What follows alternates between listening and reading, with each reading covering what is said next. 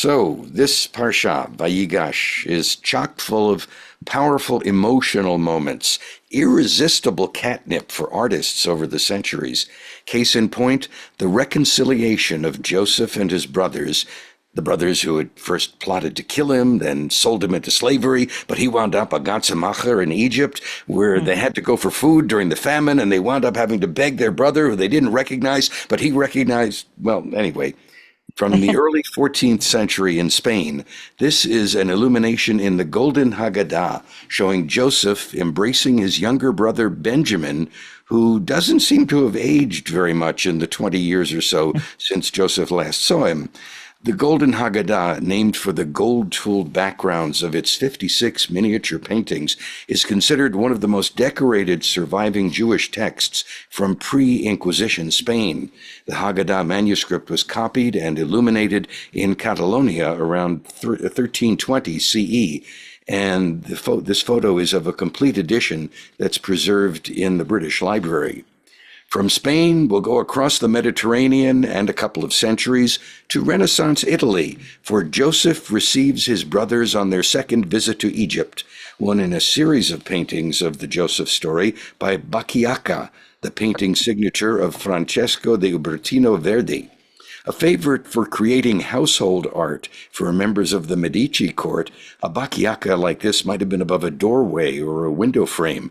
Judging by the buildings and the clothing, it's very much an Italian scene of the artist's era, rather than any attempt at depicting ancient Egypt. Joseph is the delicate-looking character in the middle in the blue and red outfit, and his brothers bowing in awe, just as he had predicted in the dreams that got him in so much trouble.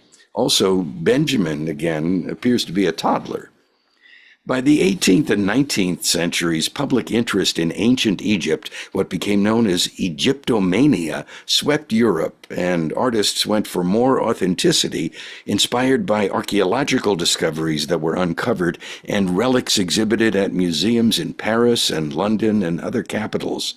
Egyptian style became all the rage. This illustration of Joseph embracing his younger brother Benjamin, who is more of an adult this time, is by the architect and designer Owen Jones from his 1896 volume, The History of Joseph and His Brethren. Jones made an effort to depict the dress and look of the characters more true to biblical times, or at least to the kinds of images that were being uncovered from digs at Egyptian sites. And notice he includes a line of hieroglyphics carefully reproduced from those ancient walls. Lines in Vayigash stress what an emotional experience this reunion was for all the brothers, but especially Joseph. And he fell on his brother Benjamin's neck and wept, and Benjamin wept on his neck, and he kissed all his brothers and wept over them.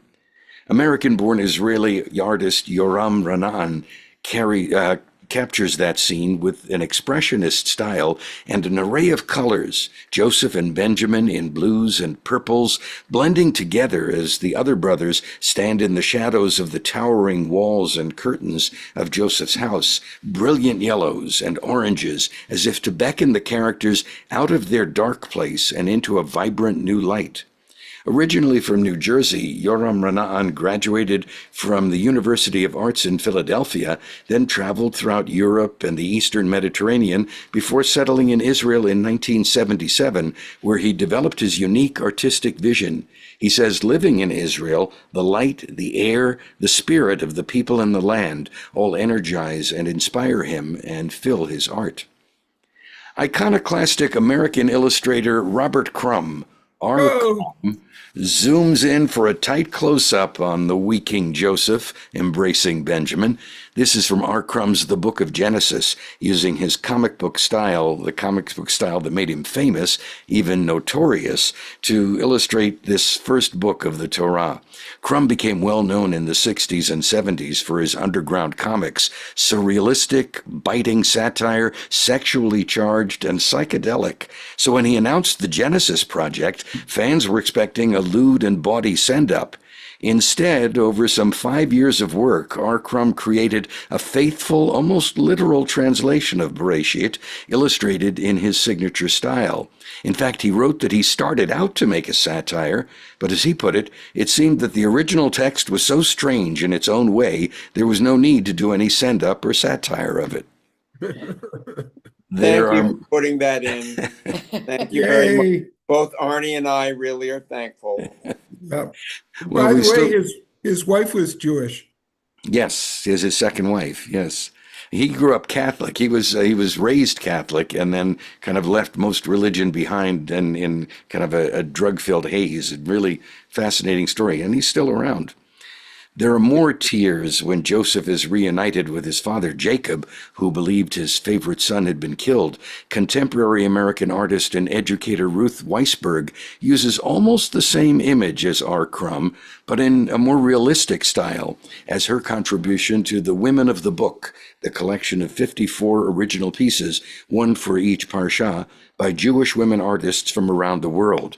We don't see Jacob's face, but the power and tenderness of the moment is clear. Ruth Weisberg calls it one of the most profoundly human moments in the Torah, and says it's easy for the reader to understand on a visceral level how deeply moved Jacob is to discover that his beloved son Joseph is alive.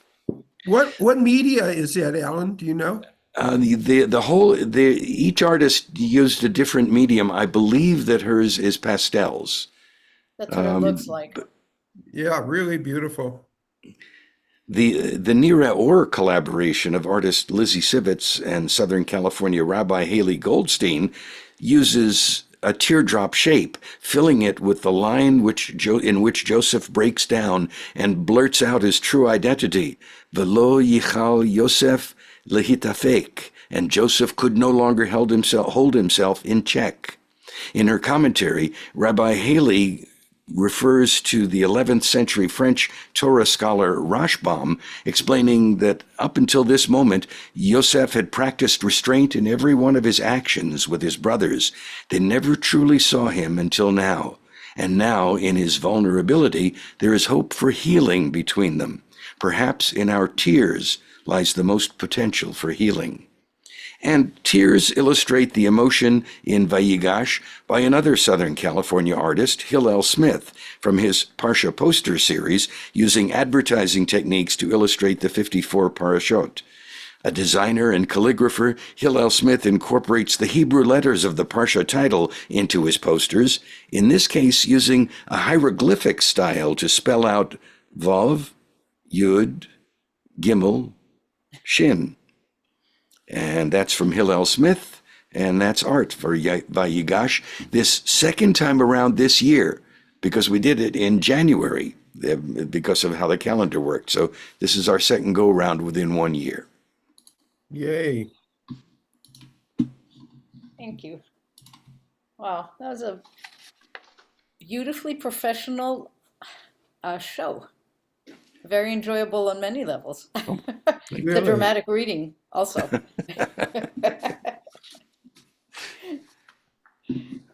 Actually, I have to say that Betsy, my cousin's wife, who was here last week, she said she'd done a lot of Torah studies. She's been to a lot of Torah studies, but ours was the most original. She really enjoyed it. Yeah. And she thought she'd heard your voice on the radio before because it sounded so familiar, Alan. Who knows? Okay. Healing. Boy, Sarah's absence is concerning. She always sends. Sarah's here. She just doesn't have her video on. Okay. All right. Because I sent her a couple of texts and she didn't respond. So I was concerned that maybe she wasn't okay. No, I thought I heard her laugh earlier at one of the jokes. So, Sarah, to put Marilyn's mind at ease, just say a word or type in a word. I'm Please. here. Okay. I'm here. I'm okay. Thank you, Marilyn. You're welcome. I'm just tired. Okay. So the first Mishe Berach goes to Sarah, I think. For sure. I'll be there in 9 days. Yeah, I know. That's exciting. Don't overdo it in the meantime. It's just stuff. Does it look like I'm overdoing it? I don't know. I can't see you. I'm guessing she's reclining as she's saying this. Horizontal. Misha Berach to Marilyn. Thank you. And Craig. I thought Craig was on the screen. Huh. I know I saw Craig. He's disappeared. Who's here? Okay. I imagined Craig on the screen earlier. He was definitely there. He was there. He may have had a signal problem because he looked like he was freezing up a bit. Oh, here, he's coming back on now. There he is. All right. Can't hide. Everybody, Misha Berach time. My friend Betsy Stoller.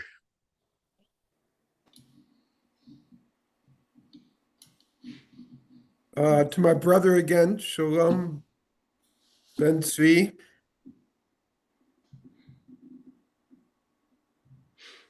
I always go last. So is everyone done? I have a great nephew who is very involved in water polo, and at the age of 12, he fractured a vertebrae doing that. So I wish him a quick recovery, but it's also something that's going to take a while and keeps him out of the pool and very frustrated because he loves the sport, which apparently is a very nasty sport. Yeah. Yes. Well, I will add my sister, my friend Gina, and my friend Ron, recovering from gallbladder surgery. Okie dokie. Misha Berach Avotenu Makor HaBracha Litenu May the source of strength the ones be. Help us find the courage to make our lives a blessing, and let us say, Amen. Amen. Misha Berach Imtenu Makor HaBracha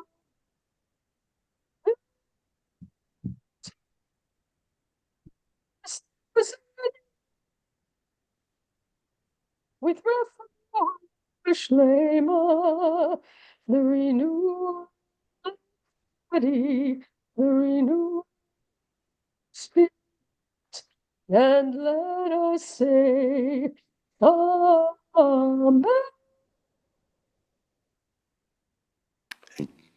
Thank you. Baruch Baruch atah atah Adonai Adonai Eloheinu Eloheinu melech melech haolam haolam asher asher kitshanu kitshanu b'mitzvotav v'tzivanu v'tzivanu la'asok לעסוק b'divrei בדברי Torah. Torah. Heather let us know she won't be here today, so I was going to ask Vic to start us off. It's a lot. It's 18, wait a minute, Vayigash? Huh.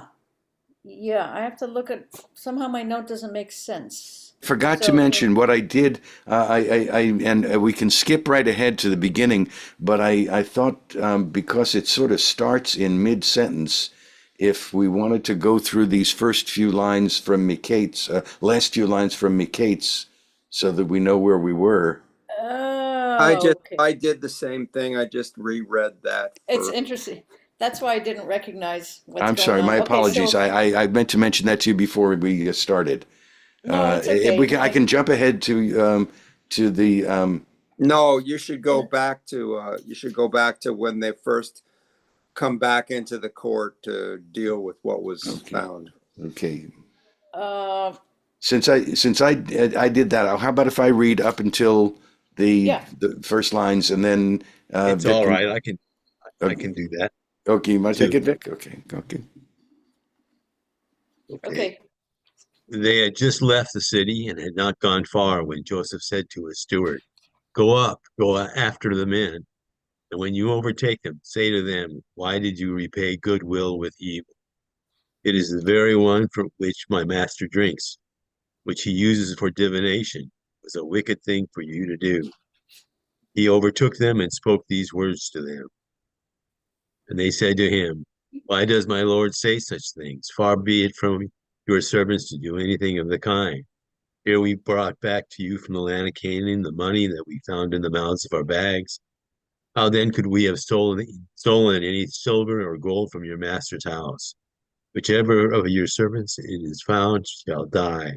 The rest of us, moreover, shall become slaves to my Lord. He replied, although what you are proposing is right, only the one with whom it is found shall be my slave, but the rest of you shall go free. So each one hastened to lower his bag to the ground, and each one opened his bag. He searched beginning with the oldest and ending with the youngest, and the goblet turned up in Benjamin's bag. At this they rent their clothes, each reloaded his pack animal, and they returned to the city. When Judah and his brothers re-entered the house of Joseph, who was still there, they drew themselves on the ground before him. Joseph said to them, what is this deed that you have done?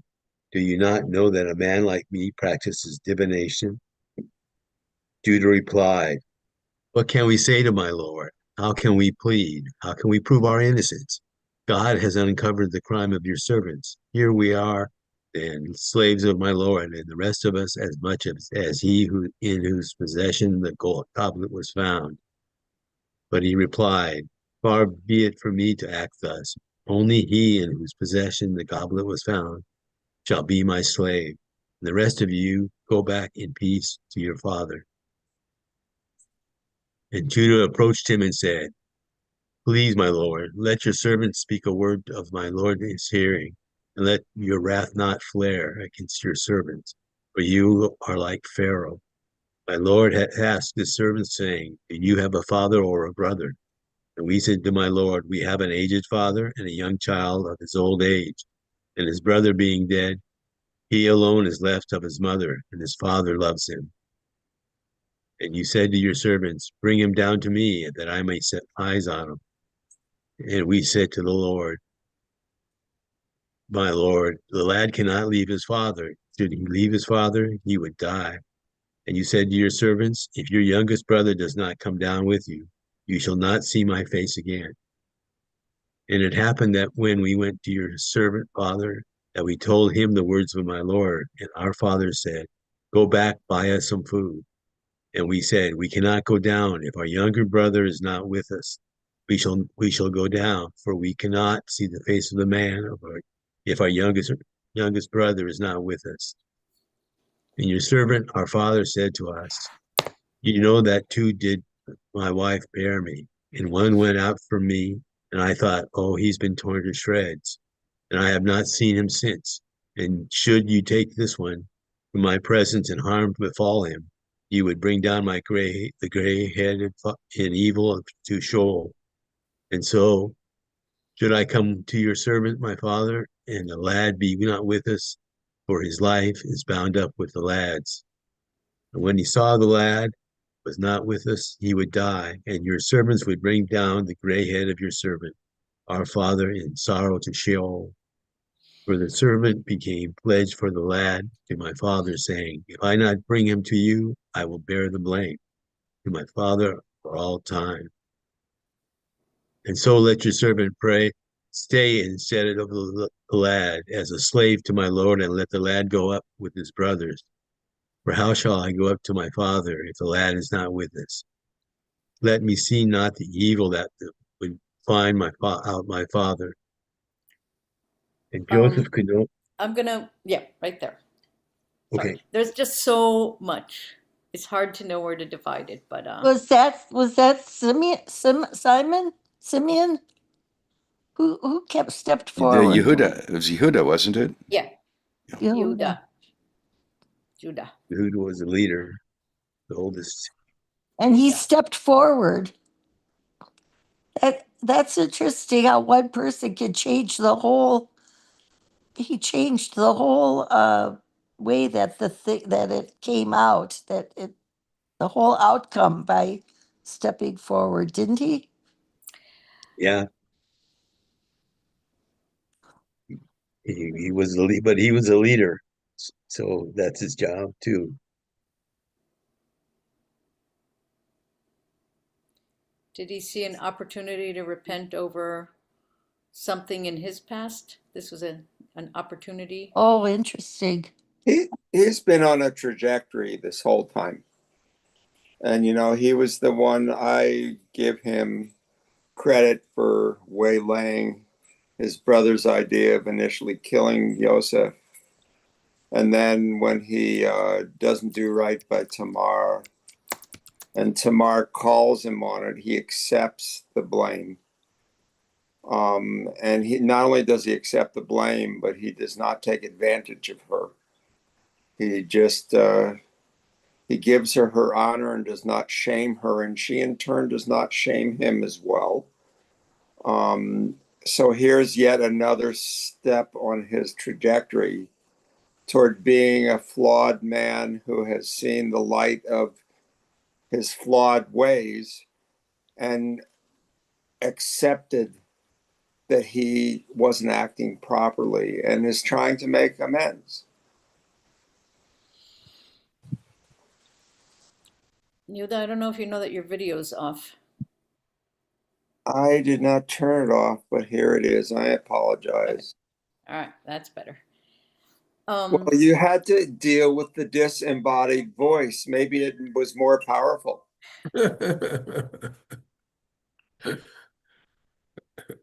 So what do we think about the Judah's negotiation style? He's showing quite a bit of sophistication in this negotiations. He's deferential. He's acknowledging the bad position that he's in. But what I like the most about this interchange is he is going right to the heartstrings of showing that he understands the importance of family. And this is what, I mean, to me, in the whole narrative there, it's what he sees. There's some spark that tells him this man will understand this take of how terrible it is to cause an elderly father to go down to his grave still grieving. And You know, go ahead. No, please go ahead. well, I was just thinking that it refers back to that story. It's that story to me always seemed out of place. You know, it's just, but he did the right thing there too. Which And story are you referring The to? Tamar story. Tamar's story, and Oh, because he's also referring here to the, you know, he does not acknowledge this whole subterfuge that they played on Jacob. Instead, he recalls it in such a way that, you know, well, surely he's been ripped to shreds, but he's saying his father said that. He didn't say what they did to lead the father to believe that. Alan? I think there's also a recognition now of understanding more about what Jacob is going through.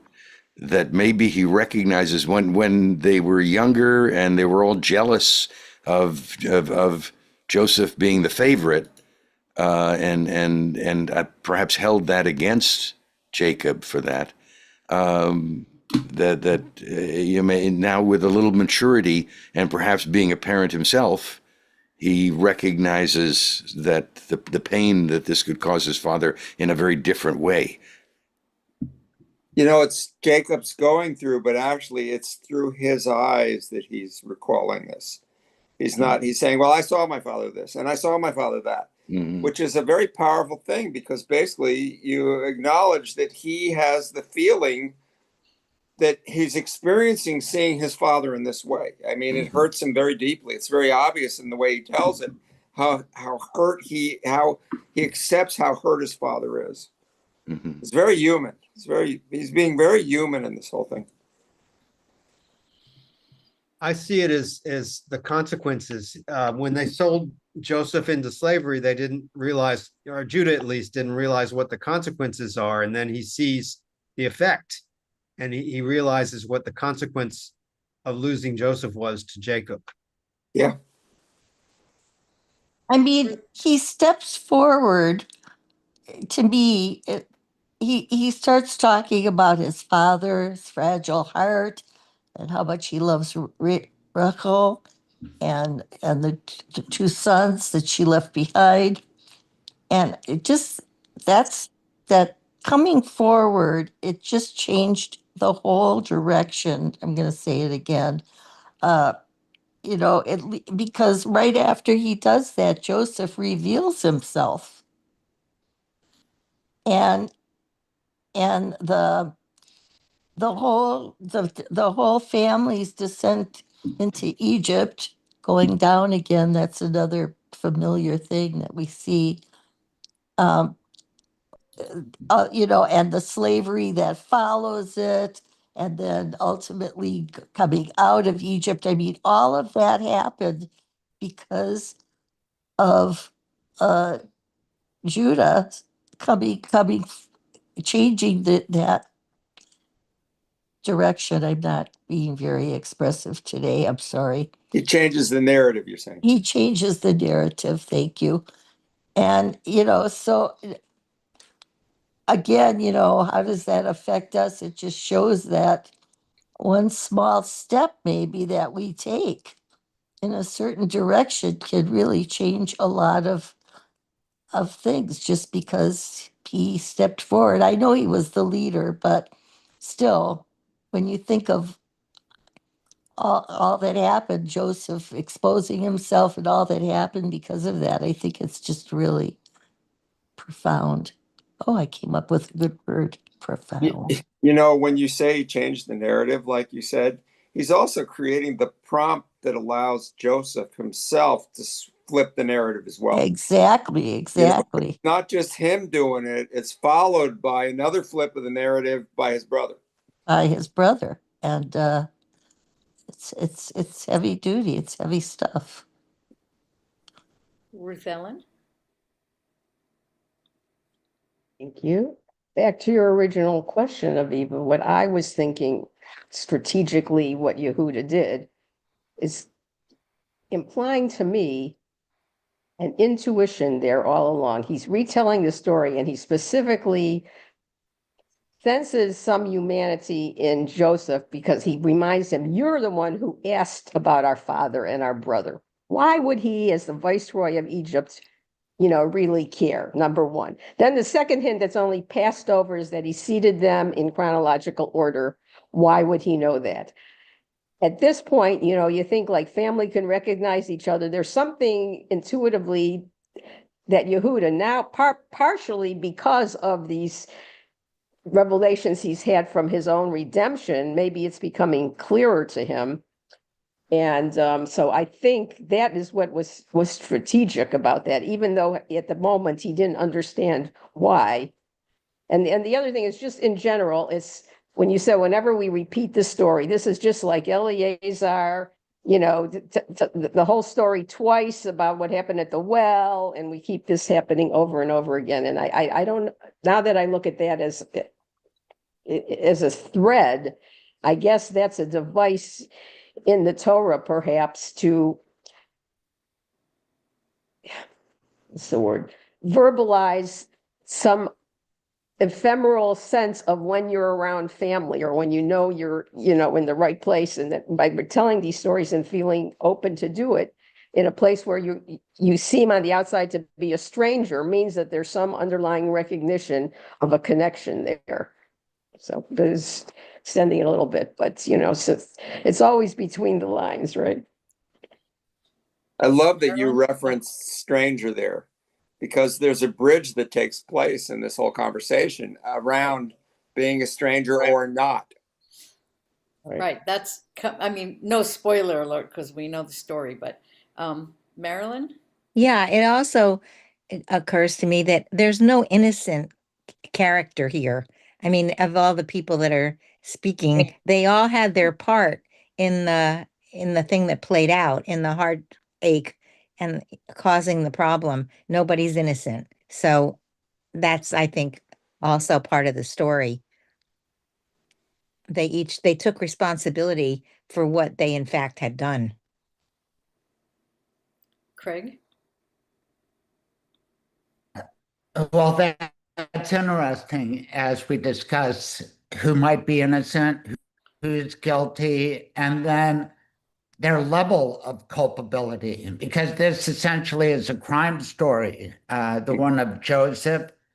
And he has all these brothers, and some of the brothers probably participated more than the others.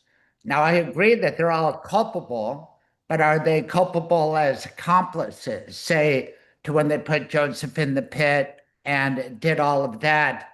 Um, if the brothers acted with the intent to promote or facilitate the commission of the crime, and then they aided, abetted, or advised on how to do it, then they're guilty as a principal. But then you've heard the word accessory.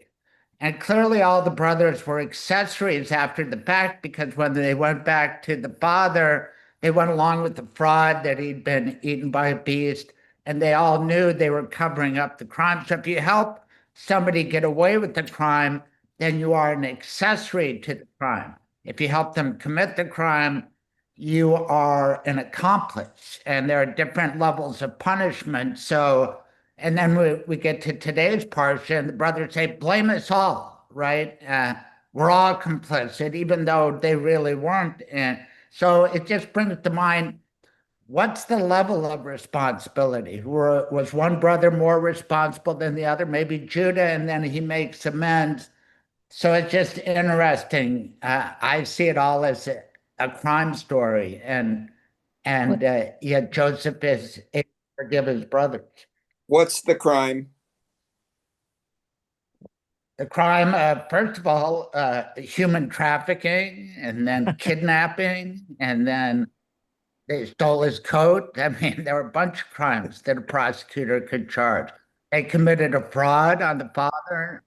So a prosecutor could line up a number of charges. What about planting the goblet? Is that a crime? Well, that was really Joseph's crime, but he Right. wasn't trying to commit a crime. He was just trying to be a detective, right? So he was more of But a planting law a detective enforcer. planting evidence. It's entrapment. Mhm. So, I just want to know, Craig sounds like he used this as a case study in law school, or if not, it should be.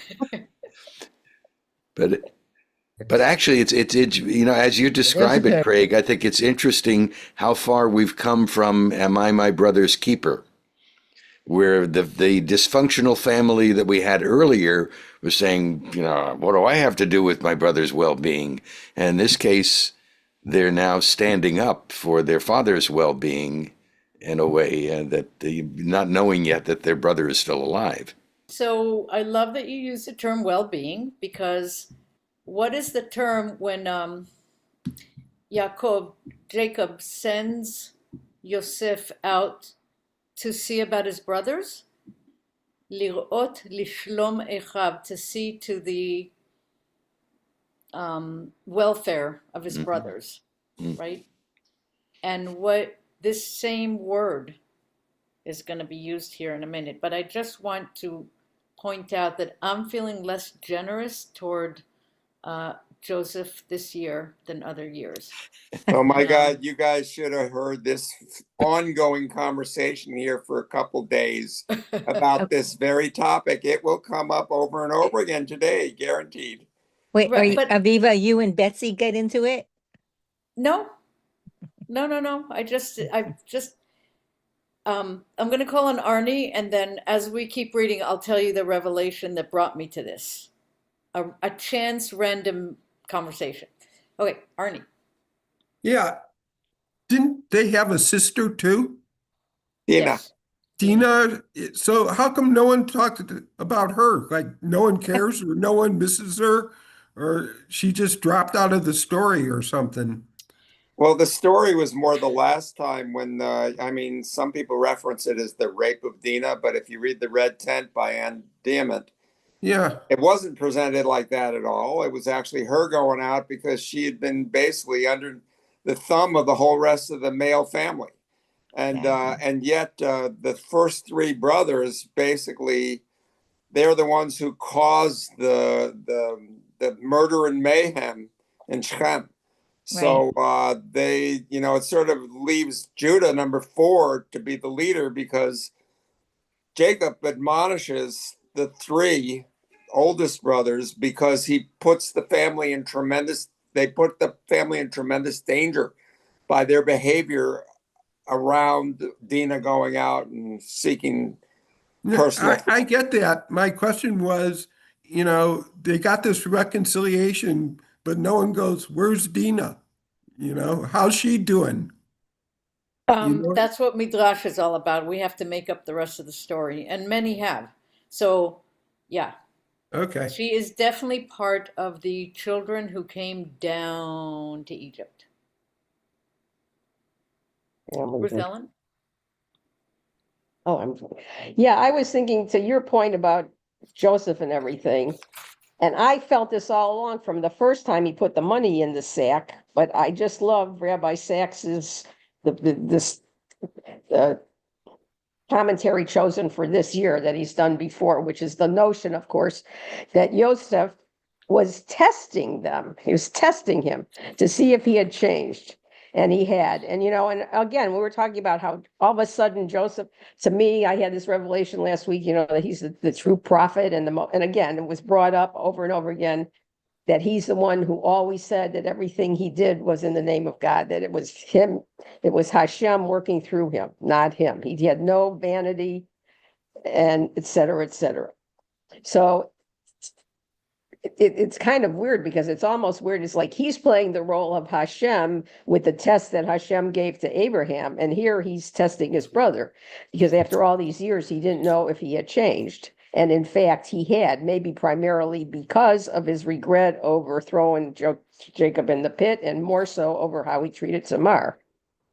So this is really interesting to me because then it hit, and Rabbi Sachs put it all out there clearly. Why we're the children of Judah now, and we're Jews, and Yehuda and the southern kingdom of Yehuda is the remnant that remain, not supposedly from Joseph's brothers. So the whole idea, which is also in other religions too, that someone who falls and can see the error of their ways and repent has a higher moral standing, I guess, for a way to say it, than the person who never, the tzaddik, as they call Yaakov, you know, which is frustrating to people trying to be good. Like how, again, in the Christian, the whole idea of the prodigal son and all that, you know, it doesn't seem fair. But yet it brings in the fact that the recognition that human beings can fail and be fallible, and they will be. And the biggest mitzvah, I think, in a way you can do is be humble, recognize your own failings, and repent from them. And that was, and that's, so you can forgive Joseph his little trickery here because it served a higher purpose. You know, I'm going to quote Aviva because this is part of our ongoing conversation the last couple of days. But Aviva definitely takes on exactly what you just said, that it's actually a higher frame of reference when you're the repentant versus Joseph, who's just always a goody two shoes, who always credits God for everything. You know, because we always have this lingering thought in the back of our minds, why is Joseph not one of the forefathers? And yet, you know, Judah is the line, and it's because of exactly what you just said. There, we consider that repentance is a higher level of living. When, if you have the capacity to repent, if you have the capacity to apologize to people, than if you do not. And if you lead the good, righteous life and you do not tap this particular part of a personality, which is recognizing and acting on your own failures by apologizing. And also Joseph was good to them, even though they had harmed him and were, so terrible to him. He was good to them in return. For their repentance. I think that's but just getting back to the whole the law kind of thing. I think that the soul it disassociates itself from the sin. Got to remember that there's a higher purpose here that we forget the God part sometimes and focus on how they behaved, but that this whole thing led to it had to happen so that they could go into Egypt, so that they could come out, so that they could spend 40 years in the desert. They could finally enter the Holy Land. So it's the bigger picture. And I think that, our souls always want to be close to God and to cling on to that part of it. And so whatever happens in the material world kind of dissipates, I think, in light of that. I'm not saying it's right what they did. I'm just saying that on a spiritual level, there's the bigger picture, which when you go into a court of law, is that taken is that foreseen? Let's put it that way, because in a court of law, you're just judging on the acts themselves, not Maybe you're asking if they take it into account. Yeah. That would happen at sentencing. At the trial, you just add up the elements like a recipe. Have they been proved beyond a reasonable doubt? And then anything can be a mitigating factor in sentencing unless a mandatory sentence is involved. Yeah, So or unless you have Trump for president and he all of a sudden decides to forgive you, and then you're set free, like Joseph was sentenced and he was in jail, and yet he got out of jail. that's a ransom situation. I think he's charging about $6 million now for a pardon. I think that's in the Wall Street Journal today. All right, I was looking at something, so I see a bunch of hands. I see Arnie, Alan, and I thought I saw you with this hand up also. So Arnie, go ahead. There's a old Yiddish saying, mentioned getracht, Gott gelacht. Mhm. And, I think that that's part of the whole underlying plot here. And What does it mean? oh, it means men make plans and God laughs. Okay. I also heard it mentioned gemacht, which means Make men make things and God laughs. But I think the first way is more philosophical. Alan.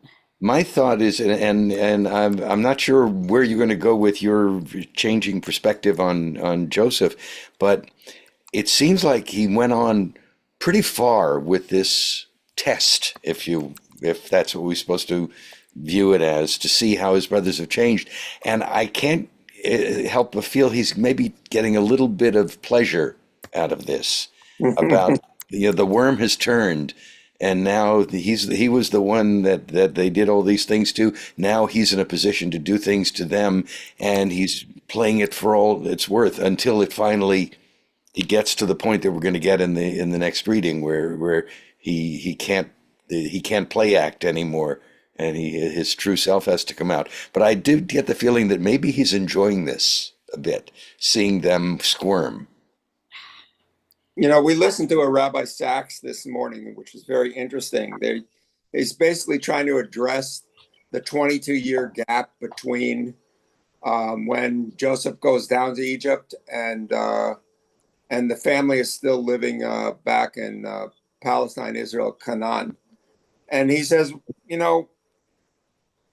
given that when he was in prison, he had no powers, but once he's in this position of being a grand viceroy or whatever his title is, why didn't he himself go and contact his family? Why didn't he show the worry toward his father. Rabbi Sachs has this theory, which is that Joseph was aware that when he told the dream of bowing before the moon and the sun and the stars, that Jacob's reaction was not a good reaction, and he took it under advisement. And immediately the very next thing is Jacob sends him out in the field. And Rabbi Sachs suggests, well, maybe, he is sort of aware of the danger that he's sending his son into a situation whereby he is definitely the one against the many, and he has just done something that's sort of abhorrent to everybody involved. Given that he's a youth, he still did something that the people in the story did not like, and that maybe Joseph in turn has understood what Jacob did and has held this in the back of his head as the 22 years have elapsed. And it took seeing Judah express the vision of his father that Joseph never went there, basically. There's an intimation that Joseph had no ability to actually intimate how his father reacted to the whole thing. And this 22 years has elapsed. And all of a sudden he gets the view. And he gets the view from Judah's recounting.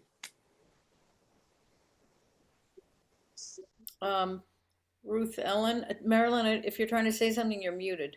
Okay. Your hand is up. No, Aviva. What I'll do you wait. think? I want to hear you first, and then I'll.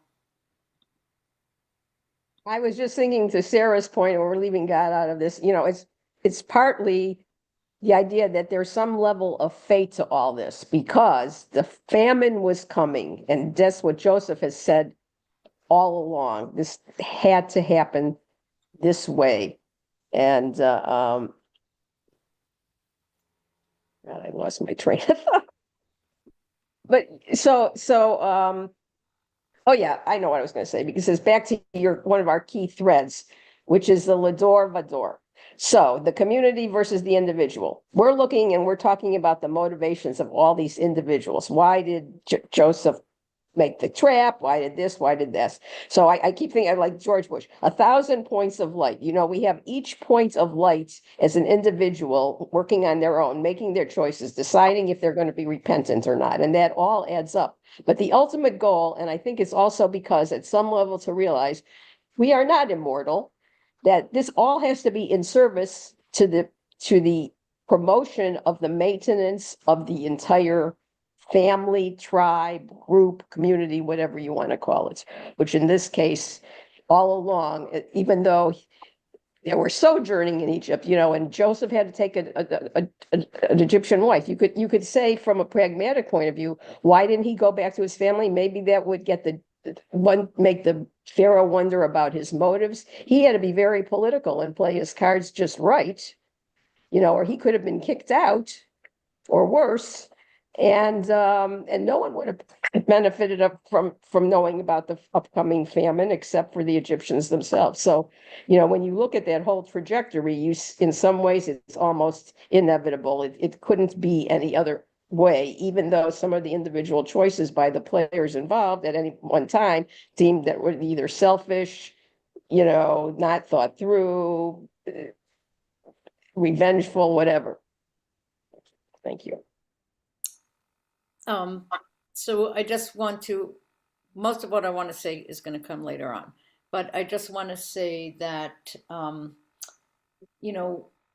why isn't Yosef one of the fathers, right? There's a reason. There's something very compelling about the fact that we talk about Avraham, Yitzchak, and Yaakov, but we don't include Yosef among them. There are others we don't include, but to me, but we do bury them together. Yeah. And there is a deviousness that right now Yosef is hanging on. He can't be that devious that somebody didn't figure out that he planted the goblet, right? There's something going on. He asks questions that are a little too specific about a father and about a son. There's something that he's not hiding his true self or his deviousness well enough, number one. Number two, does he see an opportunity coming up? This is coming up a little bit later, to actually prove that his dream at age 17 was really prescient? Because are they about to bow down to him, all his brothers? And I think that I don't grant him that his innocence here. And I believe it's tied into the idea that on his watch, the Israelites who were not Israelites quite yet, because we got that whole tension between the naming of Yaakov and Israel coming up in this chapter. But he is, this is the cusp of when the Israelites actually, out of an abundance of brotherly love, wanting to be loved by his brothers, whatever the reason, actually this is the cause of the Israelites becoming eventually hated and then enslaved. So this is a very big turning point, and I would love to think of Joseph as innocent. By the way, I posted an article which I think very interestingly this week showed up in the New York Times. Do parents have favorite children? And if anyone can't open it, I think I might need to post it as a gift article. I didn't think about that. Can you expand on your thought just now that this led to the Jews being hated? Well, I mean, we haven't gotten to that part of the story. Spoiler alert. I mean, not like we haven't read it a few times, but you know, not only does he bring his entire family down, because if he was that powerful, he could have brought the goods up to them, right? He could have. We don't know that he couldn't. But he brought them down to Egypt, and later we'll find out the economics of it all, the best lands, etc., what the Egyptians went through, the demeaning of the Egyptians, and the beginning of blaming a people for their woes, and the downfall into then eventually being hated and enslaved. That's what I mean. That whole thing, the whole thing of it. This is the turning point. This is the point of the Israelites moving from being a family to, through this opportunity, becoming a nation. And you know, you guys all know my feeling toward Torah is it's not the pretty stories. It's not, the reason for these stories is not their prettiness. It's their pettiness. It's the ugliness. It's what humans actually do. So you know, how could we exclude Joseph from this grand scheme? He wouldn't command so much of a story if he weren't as human as the rest of us, conniving, opportunistic, which is why the image of the tear, the one thing that can't be contained, you can zip your mouth, you can change your stance, you can utter words, but you can't keep a tear from falling. Once it's forming, there's no, you can wipe it away, but it still has formed and fallen. You cannot keep tears back. There's a term, holding back your tears. It can't actually physically be done. The duct goes a certain way, and the only thing that stops a tear is a blocked tear duct. So the image of the tear could not contain his emotions. The tear finally came down. So Joseph is very conflicted. We are seeing him holding on to something, discovering his powers, but then also doing this thing that I think is so, you know, frightening, which is, oh, no, it was God's plan. You guys might think you were doing this, but it was God's plan. And by once claiming that, it puts such a different light on things. And I find it a little disingenuous. I don't know. You know, Aviv and I mentioned this morning that we moved here from an environment where the most righteous person in our community was our next door neighbor, who was our children's surrogate grandmother. And she referenced that all the time. It was God's plan. She didn't do a lot of personal choice of things. Instead, she prayed heavily about everything and then decided, she put it in the hands of God to decide. And over and over and over again. It was a little frustrating to have her as a neighbor when she wasn't taking personal responsibility for some decision making. All right, Arnie, and then Ruth Ellen. So I was just thinking about your question about how come we don't name more of our forefathers, and I think it's just a simple answer. You think back, and the first three generations kind of give you the story of who we are. And then beyond that, it just gets a little more complicated because you got more offspring and the division and everything else. So I think you could see the roots just by the first three, and you don't need to add anybody else.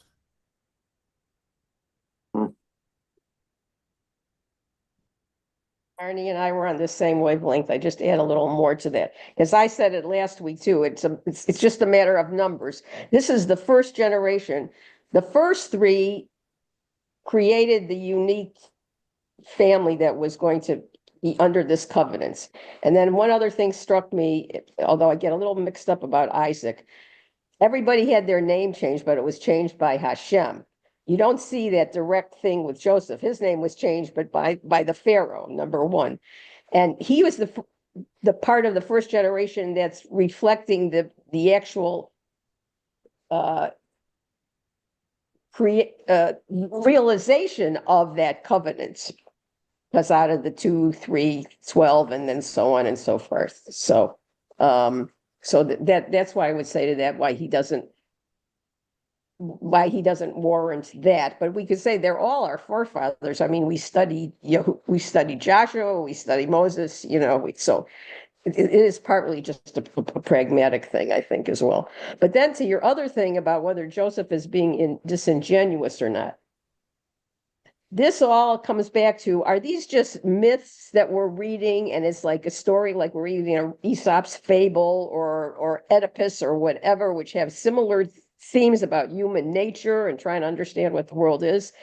When they say they're doing it that it's all Hashem's doing, just because people can abuse that phrase, which has happened all through history and to a lesser extent the way your neighbor did, but not so much like when heads of state do it. But that doesn't mean there aren't times that if people are divinely guided or what have you, or there's something you can't explain by science or what have you, but they say, how do you tell a false prophet? Because their prophecies don't come true. But then the question is, some people are taken as prophets because something was predicted and then it happened. Well, then you can tweak the story to make it look like I'm the result of all these prophecies coming true. So anything standing alone does not have to have a moral judgment placed on it. It's how the information is used and the intent of the people using it. So I can see you'd be a little skeptical of Joseph, but if we want to see this as the origin story of how we're supposed to live, then we have to give some leeway there. Yehuda? I'm going to repeat sort of and carry forward a little bit what I had just said. I think the main idea here is that, God's choosing sides here. And the side he does not choose is the side that credits that a man is always giving him credit. That's exactly what's happening here. Joseph always is the one who's crediting God for this, this, and this, but he's not the side that gets chosen. The side that gets chosen is the fallible man who actually realizes the folly of his own transgressions and deals with them in a proper way. This is not where Joseph is at all. Joseph has never been like this. He just, everything is, well, God said it. God's got the credit. God does this, that, and the other thing. And I think that, if we're looking for our various models within the Torah, Joseph is not actually one of our models. It's one of the reasons why he is not a forefather. He is too perfect in his own mind.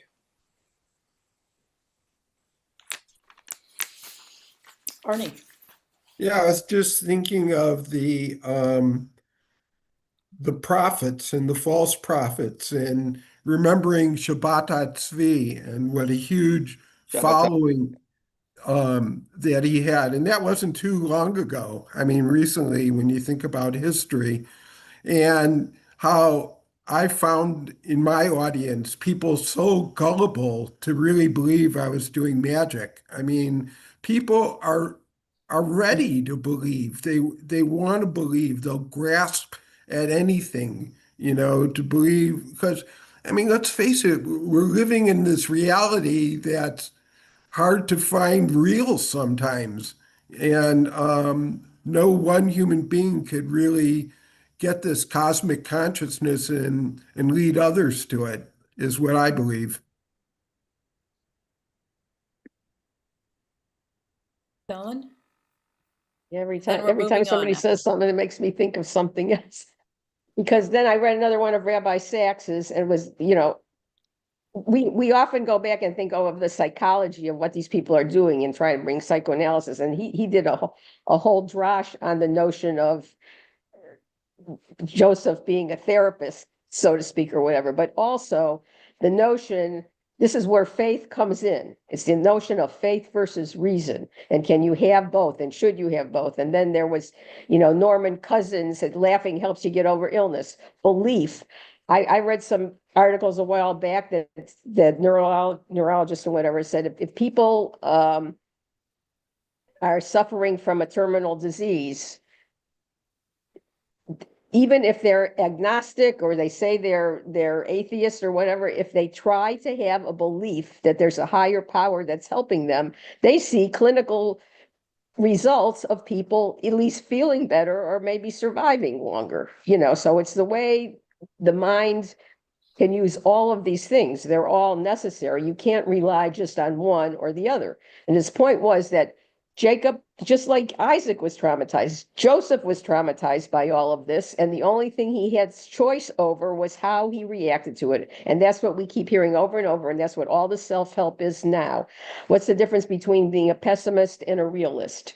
And if you take something bad that happens to you and spin it, I don't like that word, but if you can't change what's happened, what good does it do to sit and ruminate on it and say, poor me? To some degree, that's in fact what your neighbor did and other people. I know a lot of people like that, but if they want to use that totally as an excuse to absolve themselves of making any moral judgments and choosing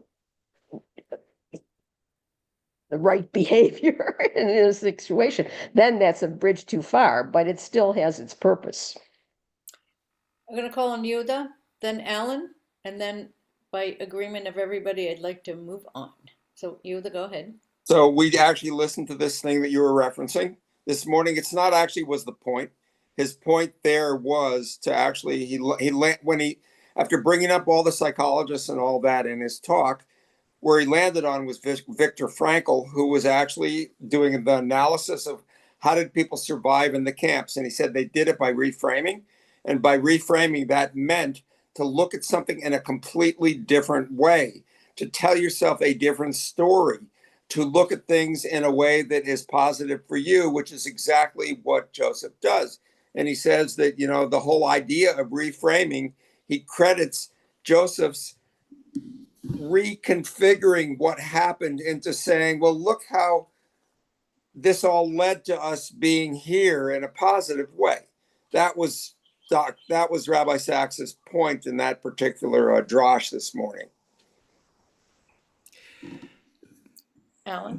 The whole discussion that we've been having now, and so many of the comments make me circle back to something that was said earlier about why didn't Joseph make an effort to find out about his family, to answer these questions that he had. I mean, clearly he had a servant that he could send running after his brothers when when they had this test going on. So he could have sent somebody. He could have sent a spy into Canaan and gotten all this information. It took them coming to him, being brought to him by the circumstances, for him to have this turnaround. Yeah. That's what planted this idea in my mind about him not being so innocent, that maybe he hasn't moved that far from believing that dream that got him in trouble in the first place. That because, yeah, he could have sent out spies. He could have sent, if he really cared about his family, he could have sent the goods to sustain them through the famine. And I know it's more complicated than that. I'm definitely oversimplifying, but yeah, I mean, anyhow, later. Um, I want to keep moving because we have so many good stories. So whoever's got good breath, because we're reading the entire chapter 45, line 1 through 28. He had to fulfill the dream though, so maybe he was guided by the dream that he Uh-huh. couldn't do that, otherwise they wouldn't come to bow down. Yeah, I mean, that's part of what we were talking about. Oh, Yeah. sorry. I'll read if you want. Sure, go ahead. And Joseph could no longer hold himself in check before all who stood attendance upon him, and he cried, "Clear out everyone around me." And no man stood with him when Joseph made himself known to his brothers. And he wept aloud, and the Egyptians heard, and the house of Pharaoh heard. And Joseph said to his brothers, "I am Joseph. Is my father still alive?" But his brothers could not answer him, for they were dismayed before him. And Joseph said to his brothers, "Come close to me, pray." And they came close, and he said, "I am Joseph, your brother, whom you sold into Egypt. And now do not be pained and do not be incensed with yourselves that you sold me down here, because for sustenance God has sent me before you. 2 years now there has been famine in the heart of the land, and there are yet 5 years without plowing and harvest. And God has sent me before you to make you a remnant on earth and to preserve life, for you to be a great surviving group. And so it is not you who sent me here, but God. And he has made me father to Pharaoh and lord to all his house and ruler over all the land of Egypt. Hurry and go up to my father and say to him, 'Thus says your son Joseph, God has made me lord of all Egypt. Come down to me, do not delay. And you shall dwell in the land of Goshen and shall be close to me, and you and your sons and the sons of your sons and your flocks and your cattle and all that is yours. And I will sustain you there, for yet 5 years of famine remain, lest you lose all, you and your household and all that is yours. And look, your own eyes can see, and the eyes of my brother Benjamin, that this is my very mouth that speaks to you. And you must tell my father all my glory in Egypt and all that you have seen, and hurry and bring down my father here.' And he fell upon the neck of his brother Benjamin, and he wept. And when Benjamin wept on his neck, and he kissed all his brothers and wept over them. And after that, his brothers spoke with him.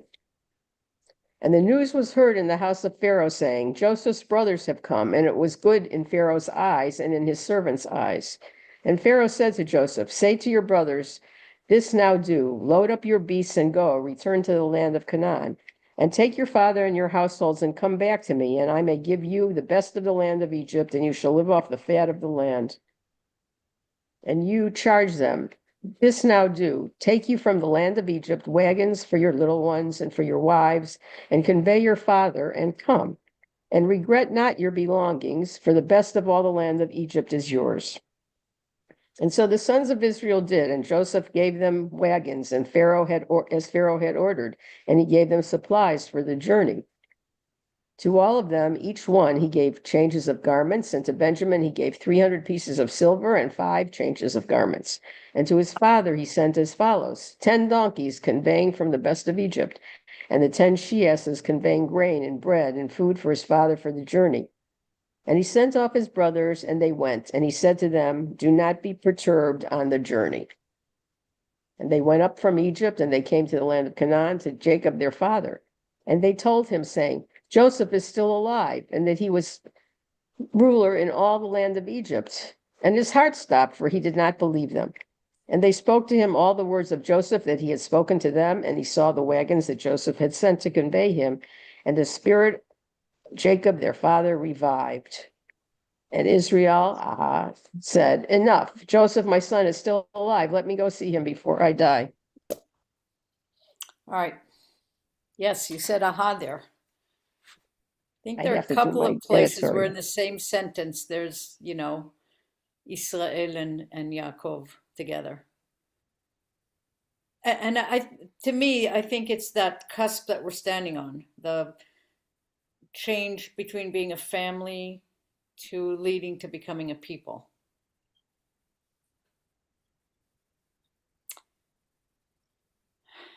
Line 26 and 27 had something very interesting medically. Shoot, I just lost it for a second. They told him that Yosef is still alive and he was ruler over all of Egypt, and his heart stopped. And then in the next sentence, their father revived. I just thought that was medically kind of interesting. That you could be so stunned. There is actually medical research that shows that being really, really upset can mimic a heart attack. It can change the enzymes in the blood so that the troponin, the enzyme that indicates a heart attack, can rise. And you can actually have an attack that affects your heart from too much emotion. I mean, we've known that because of the term being brokenhearted, but it's any kind of extreme excitement can cause the heart to literally change the enzymes flowing through it, something that can be picked up in a blood test, which is the kind of standard blood test to show whether or not you are having a heart attack when you have chest pain. So I thought that was very interesting. I don't know if I ever picked that one up before. Okay, Arnie and then Joel. So Hashem could have very easily switched around this story and made Canaan the place where there was plenty, and Joseph could have traveled back to get some food. You know, when you reconstruct it in the alternative universe, it also could have worked. But this story is so much more interesting the way it is written. And, you know, that's my point. All along, these stories are just fabulous for their storytelling structure. And that's what's kept them going. Joel and then Matan.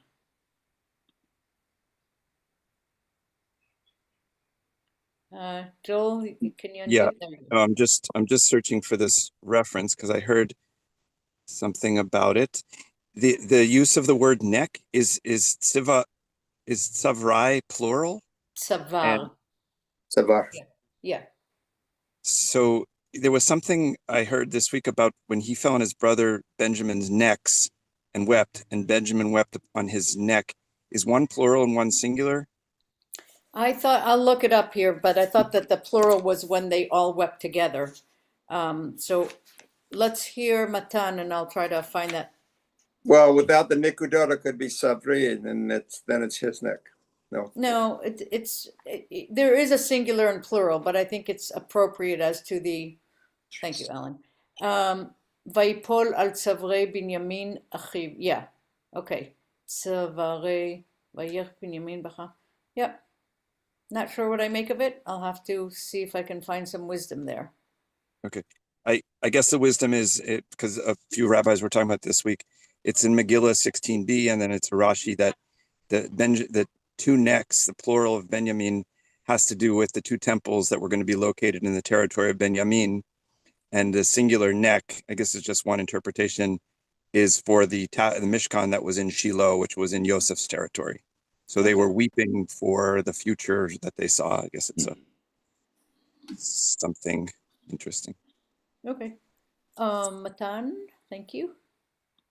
What I see for most of this section is that it's building up to the Exodus many, many, many generations later. And the whole point of this is to show the power of our God. He can cause all these plagues. He can bring the children out, to bring the children of Israel out of Egypt, out of bondage. He can give them the Torah and the oral law. He can do all these things. And if this had all happened in Canaan, I don't know that that would have been the case. The whole idea is to show the power of bringing the children of Israel out and giving them the basis of our faith. Yeah. Alan, go ahead. It seems as though there's something either left out or left for us to interpret, because it strikes me that once Yaakov's heart started beating again, he would ask, not just, so my son is still alive, what happened? And the brothers, at least not in the text, the brothers never revealed to Jacob their role in how he got to be where he is and what he went through. I mean, maybe they don't know what he went through at this point, but they do know what they did to him. And whether Jacob is ever given that bit of information is left for us to interpret.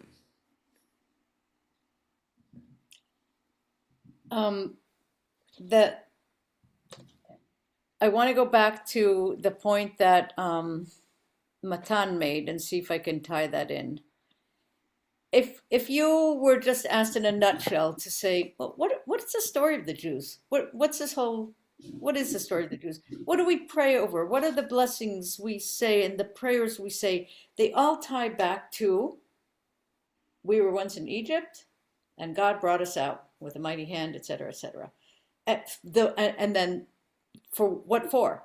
The what for of it all, right? There's a reason. So I agree with Matan that you know, had we not had the story be that everybody went down to Egypt, we would not have become those who know the heart of a stranger because we were once in a strange land, those who understand the situation of not having freedom and agency because we once didn't. And because we once didn't and we came out of it, that's why we have a story to tell. And so without it doesn't work without it. And so, you know, I was very cynically saying that, yes, you know, Joseph could have just brought the goods up to his father if that's what he really cared about. But that's where the hand of God is in this, not because Joseph says it, but because we see that the plan is to have a story for all time and a story that applies to all. The condition of being enslaved and kept in a narrow place and then coming out of that narrow place, it's a story that applies not only to it's not only our story. We're the ones who get to tell it. It's written down, but it's not unique to. And that's, you know, the premise, the premise that the reason we tell this story is because we are here to tell it.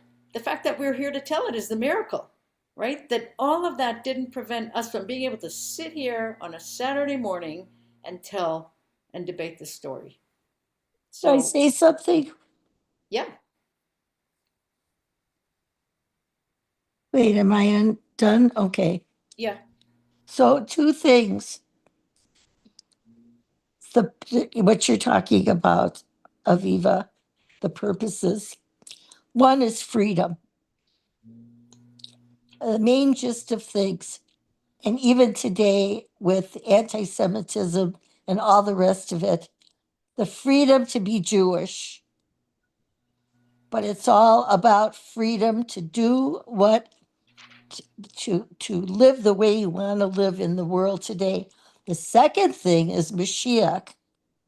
The idea of someday having a world where evil is harnessed, where people can live in that freedom with security. So I see all of this whole story as those are the two end purposes. Freedom, eventually leading up to a world that everybody can live in freely without fear and get along. No more war, no more this and that. Those are the concepts that I think is Judaism. That is Judaism. I'm done.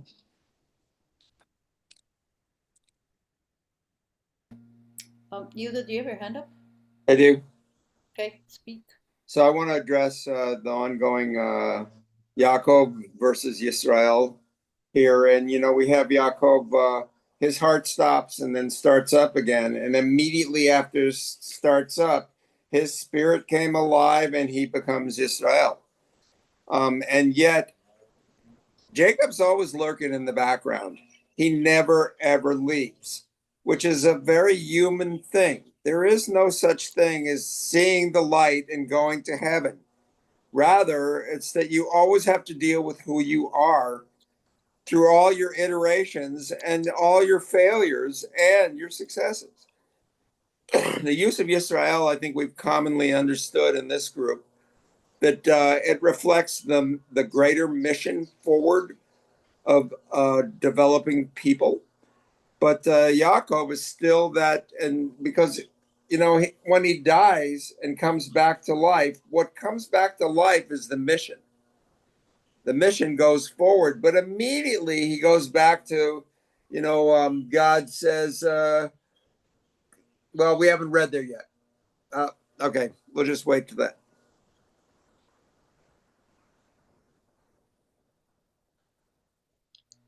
Also, there's a little hidden thing about he gave them all these goods to take with him, but he gave Benjamin 5 changes of clothing. Yeah.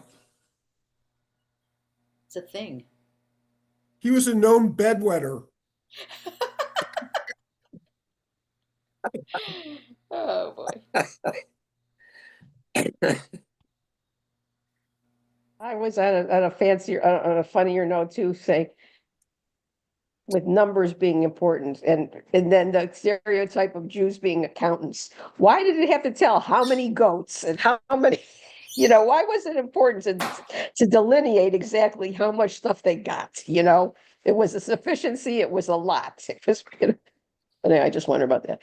But the other thing more seriously I wanted to say, to your point of Eva, Sarah hit on this too, to the degree that I've tried to see the similarities between Jewish thought and Jewish mysticism and Hinduism and the idea of karma and reincarnation.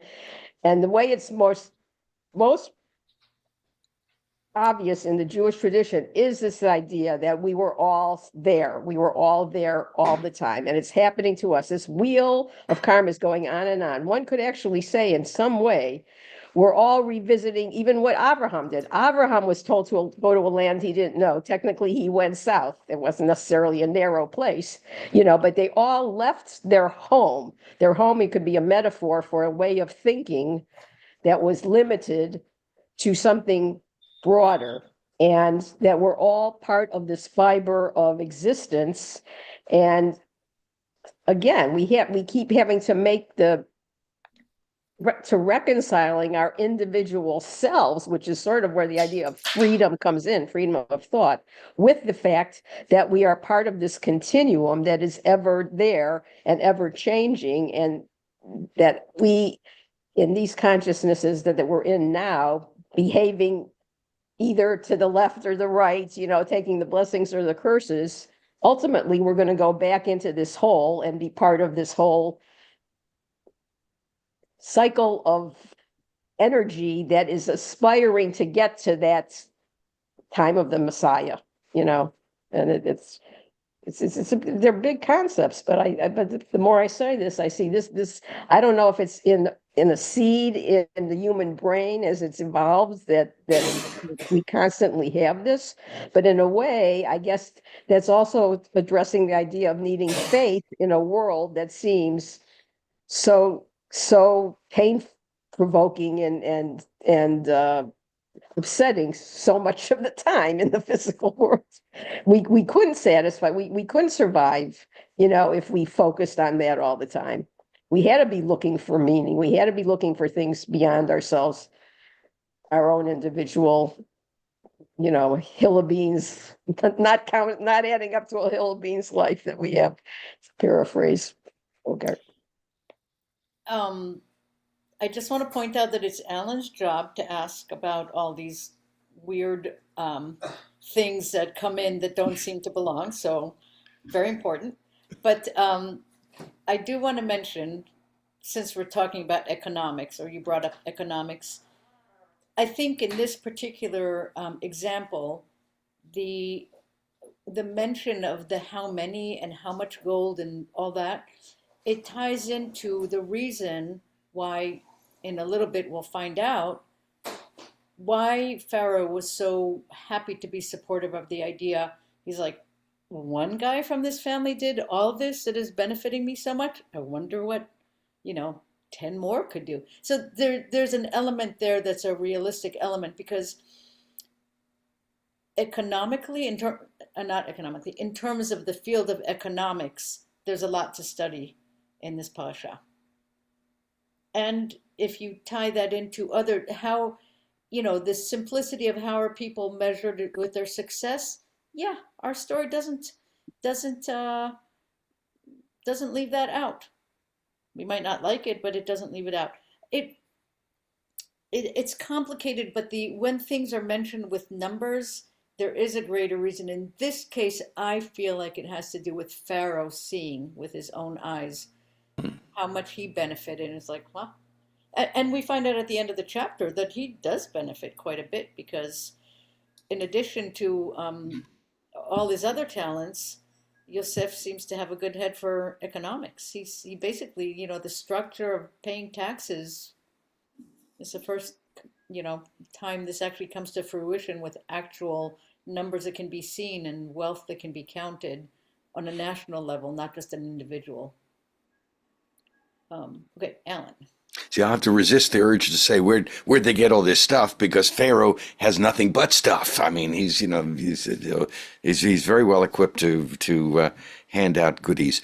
But the thing that I wanted to ask about was the significance of where God came back into the story, because we went through a long stretch there throughout this whole test and the stories of the famine and everything else, where there was no mention at all of this being God's doing. And then when Joseph reveals himself to his brothers, the first thing he says to them is, God set me as the ruler over all of Egypt, and this is going to lead to you coming here, and all of this is God's work. But then we had that long stretch where there was no mention of God's role in this at all. And that's another indication of why I believe Joseph is not counted among the forefathers. There is a gap here. So if you think of the simultaneous process of God looking for the people to carry the covenant, it's not a finished story. The story, let's see, that story is a storyline that's yet in the making, and it's being distilled. There's distillation here. There needs to be a place for people to seek God. And when Joseph is providing what it is that's the immediate danger, there isn't a place for the people to seek God. Later on, there will be. And again, I think the fantasticness of the stories and the grandeur and the amounts and the size and the gold and all that, this fits into my preferred narrative of the last few weeks, which is looking at the Torah as literature, as Jewish magical realism.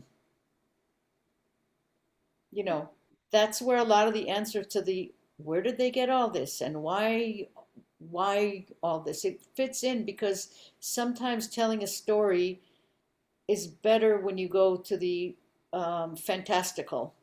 It makes it more tolerable, and it makes you simultaneously intrigued with the story while you also put aside the things that are too hard to understand temporarily, so that you can look at a bigger picture. Arnie. Yeah, I just imagine at this point in time, they were more of a tribe-like people that believed in God rather than a religion, because they didn't have the structure like we have of Torah, the commandments, temple worship, synagogue worship, Talmud, nothing. I mean, so what did they have? What was the glue that made them a religion? It was more tribal, They were a family of 70. Yeah, exactly. Yeah, it's hard to identify them as Jews in the same way I identify you as a Jew, but it's a core group for sure. Yeah, I was just going to say, in general, when you think about that time, all the nations were in a way theocracies. How did they? There, even the notion of religion as we defined it now did not really exist. So it's true. I agree with Arnie, because it's hard for us sometimes to get out of the contextual framework that we now have established for ourselves.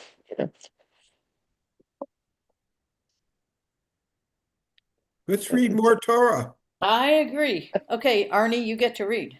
Oh, my big Um, mouth. Let's see, how long a reading is this going to be? Okay, yeah, it's a little bit long, but through 47:10 is what I have here. Okay. And Israel journeyed onward with all that was his. And he came to Beersheba and offered sacrifices to the God of his father Isaac. And God said to Israel through the visions of the night, Jacob, Jacob. And he said, Here I am, Hineni. Yay. Uh, and he said, I am the God of your father. Fear not to go down to Egypt, for a great nation I will make you there. I myself will go down with you to Egypt, and I myself will surely bring you back up as well. And Joseph shall lay his hand on your eyes. And Jacob arose from Beersheba, and the sons of Israel conveyed Jacob their father, and the little ones and their wives, in the wagons Pharaoh had sent to convey them. And they took the cattle and the substance that they had got in the land of Canaan, and they came to Egypt, Jacob and his seed with him. His sons and his sons of his sons with him, and the daughters of the daughters of his sons, and all his seed he brought with him to Egypt. And those are the names of the children of Egypt who came to Egypt: Jacob and his sons, Jacob's firstborn Reuben, and the sons of Reuben, Enoch, Peru, Hezron, and Carmi. And the sons of Simeon, Jemuel, Jamin, Ohad, Yachin, and Zohar, Saul, the son of the Canaanite woman. And the sons of Levi, Gershon, Kohath, Merari. And the sons of Judah, Aaron, Onan, and Shelah, and Perez, Zerav. And Aaron, Onan died in the land of Canaan. And the sons of Perez were Hezron and Hamul. And the sons of Issachar, Tola, Puva, Eob, Shimron. And the sons of Zebulun, Serad, Elon, and Jahleel. And the sons of Leah, whom she bore to Jacob in Padamaram, and also Dinah his daughter, every person of his sons and daughters, 33. And the sons of Gad, Ziphron, Hagi, Shuni, Esban, Eri, Arodi, and Areli. And the sons of Asher, Amana, Ashava, Ishvi, Beriah, and Sarah their sister, the sons of Beriah, Heber, and Malachel. And these are the sons of Zelpah, whom Laban gave to Leah his daughter. And she bore these to Jacob, 16 persons. And the sons of Rachel, Jacob's wife, Joseph and Benjamin. And to Joseph were the born in the land of Egypt, whom Aseneth, daughter of Potiphera, priest of On, bore to him, Manasseh and Ephraim. And the sons of Benjamin, Bela and Becher, and Ashbel, Gera, Naaman, Ehe, and Rosh, Mupin, and Huppim, and Ar. God. These are the sons of Rachel who were born to Jacob, 14 persons in all. The sons of Dan, Hushim, and the sons of Naphtali, Jaziel, Guni, Jezer, and Shalem. These are the sons of Bela, who Laban gave to Rachel his daughter, and she bore those to Jacob, 7 persons in all. All the persons who came with Jacob to Egypt, issues of his loins, aside from the wives of Jacob's sons, 66 persons in all. And the sons of Joseph who were born to him in Egypt were 2 persons.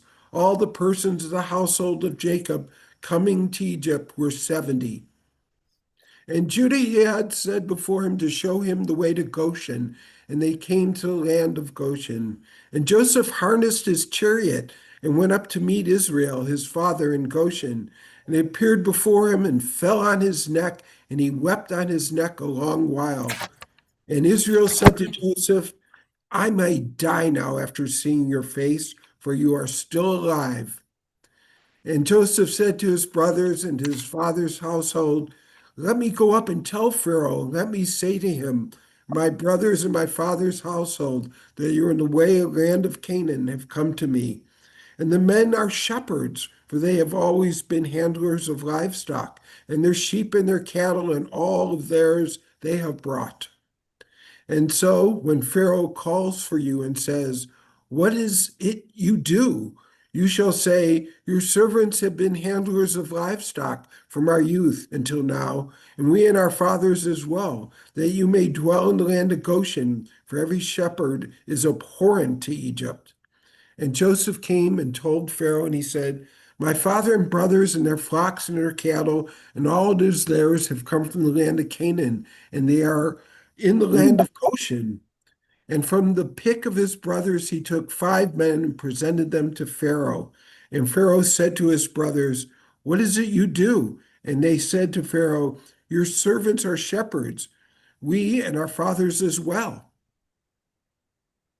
And they said to Pharaoh, we have come to sojourn in the land, for there is no pasture for your servants' flocks, because the famine is grave in the land of Canaan. And so let your servants pray, dwell in the land of Goshen. And Pharaoh said to Joseph, saying, your father and your brothers have come to you. The land of Egypt is before you, and the best of the land settle, your father and your brothers. Let them dwell in the land of Goshen. And if you know there are men among them, make them masters of the livestock over what is mine. And Joseph brought Jacob to his father and stood him before Pharaoh, and Jacob blessed Pharaoh. And Pharaoh said to Jacob, how many are the days of the years of your life? And Jacob said to Pharaoh, the days of the years of my sojournings are 130 years. Few and evil have been the days of the years of my life. They have not attained the days of the years of my fathers in their days of journeying. And Jacob blessed Pharaoh, and he went from Pharaoh's presence. And Okay. Thank you. Thank you, Alan. That's exactly where I wanted to stop. It's a lot, but there are a number of very important images in this reading. And the first one I wanted to call attention to. I think we should give credit to Arnie for going through all those names. Only a magician could do that. I had to stop laughing because some of them sounded like they're from Dr. Seuss. Well, You know? abracadabra, shehim and chachum, and hamshalhala. Yeah, the way they all kind of rhymed and were in a cadence, it was very, very much like Dr. Seuss. So in the very beginning of what you just read, it says, Israel and all his company, so he's named Israel here, not Yaakov, set off on their journey, and they came to Beersheba, where he offered sacrifices to the God of his father Isaac. This is this part of that line. We haven't heard of Joseph sacrificing or creating an altar or anything. This recognition has gone through so far the 3 named patriarchs. That's an important thing. And then in the very next line, right? So it says Israel and his company set off, and he made sacrifices. And second line, God addressed Israel, Vayomer Elohim li'Israel, in a night vision. But how does he call him? Yaakov. Yaakov. And Yaakov says, Hineni. Hineni. That formula of saying the name twice, it's like, hello, hello. And the Hineni is a direct response.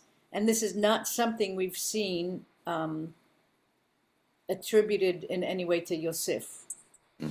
That direct line of recognition, stopping along the way for an altar, Okay, and then, I mean, but the flipping of the name, that's what's really interesting, because I think 3 times in this parashah, almost in the same sentence, there's Yaakov and Israel, Yaakov and Israel.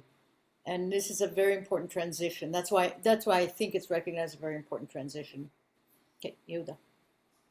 I think that God is reminding Jacob, I still know who you are, Jacob.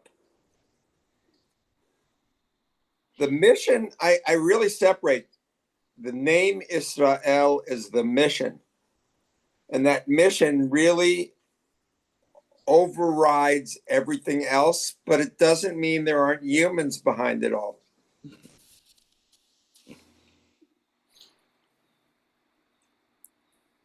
Just say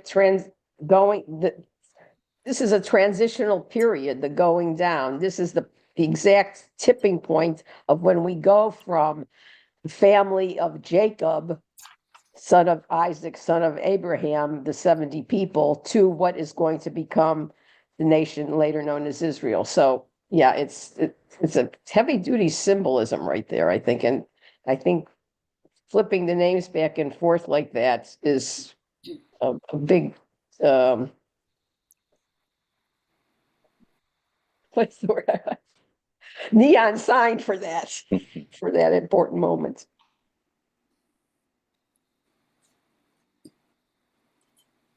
Why is it important that they name all those people? Why couldn't they just say his 3 sons?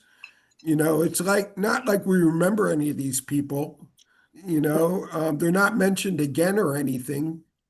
Is it We just actually had that conversation in past years. Yeah. Nature of all the various runs back into genealogy.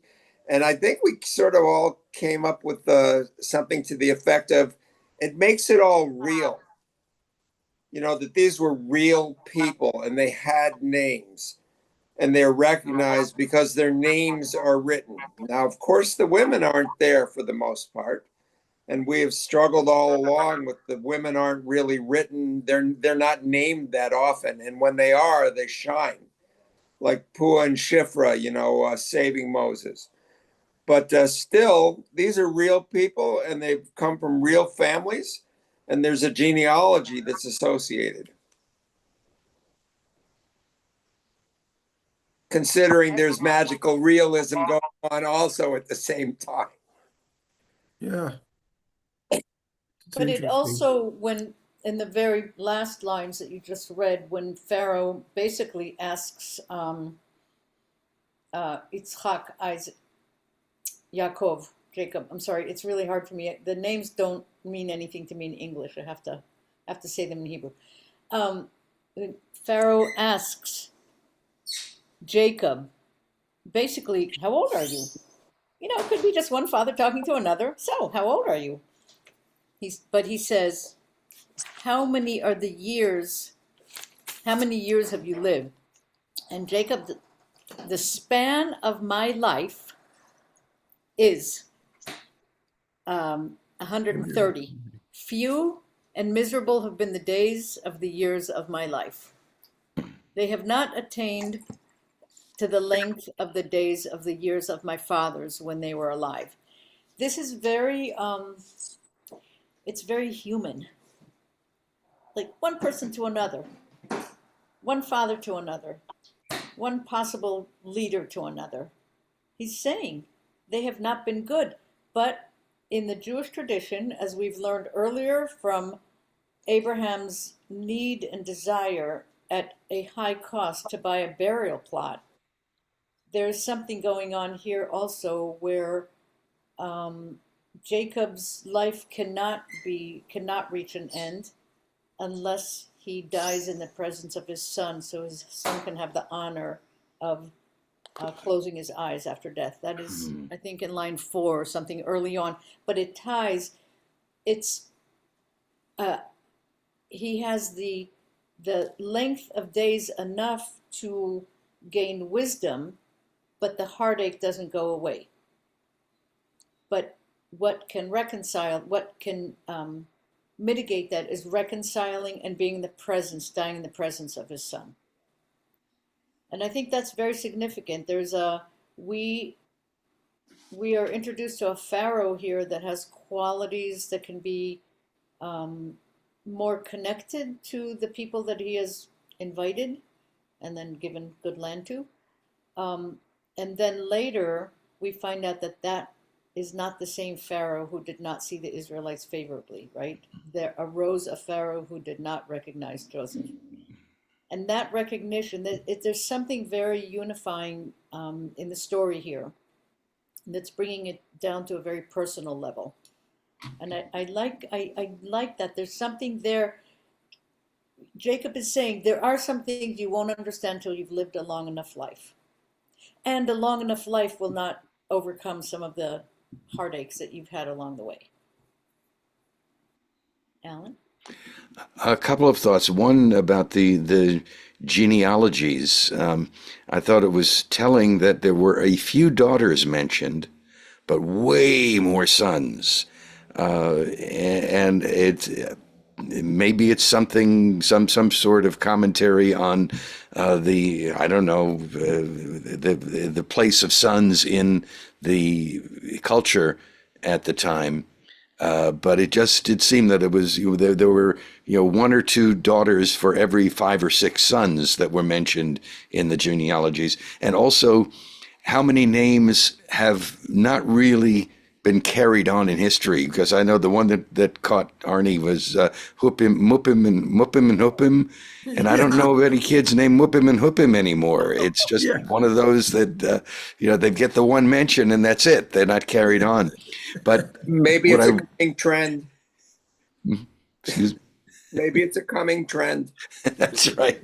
Favorite Hebrew name of the next few years. Favorite unused names from the Bible to be chosen.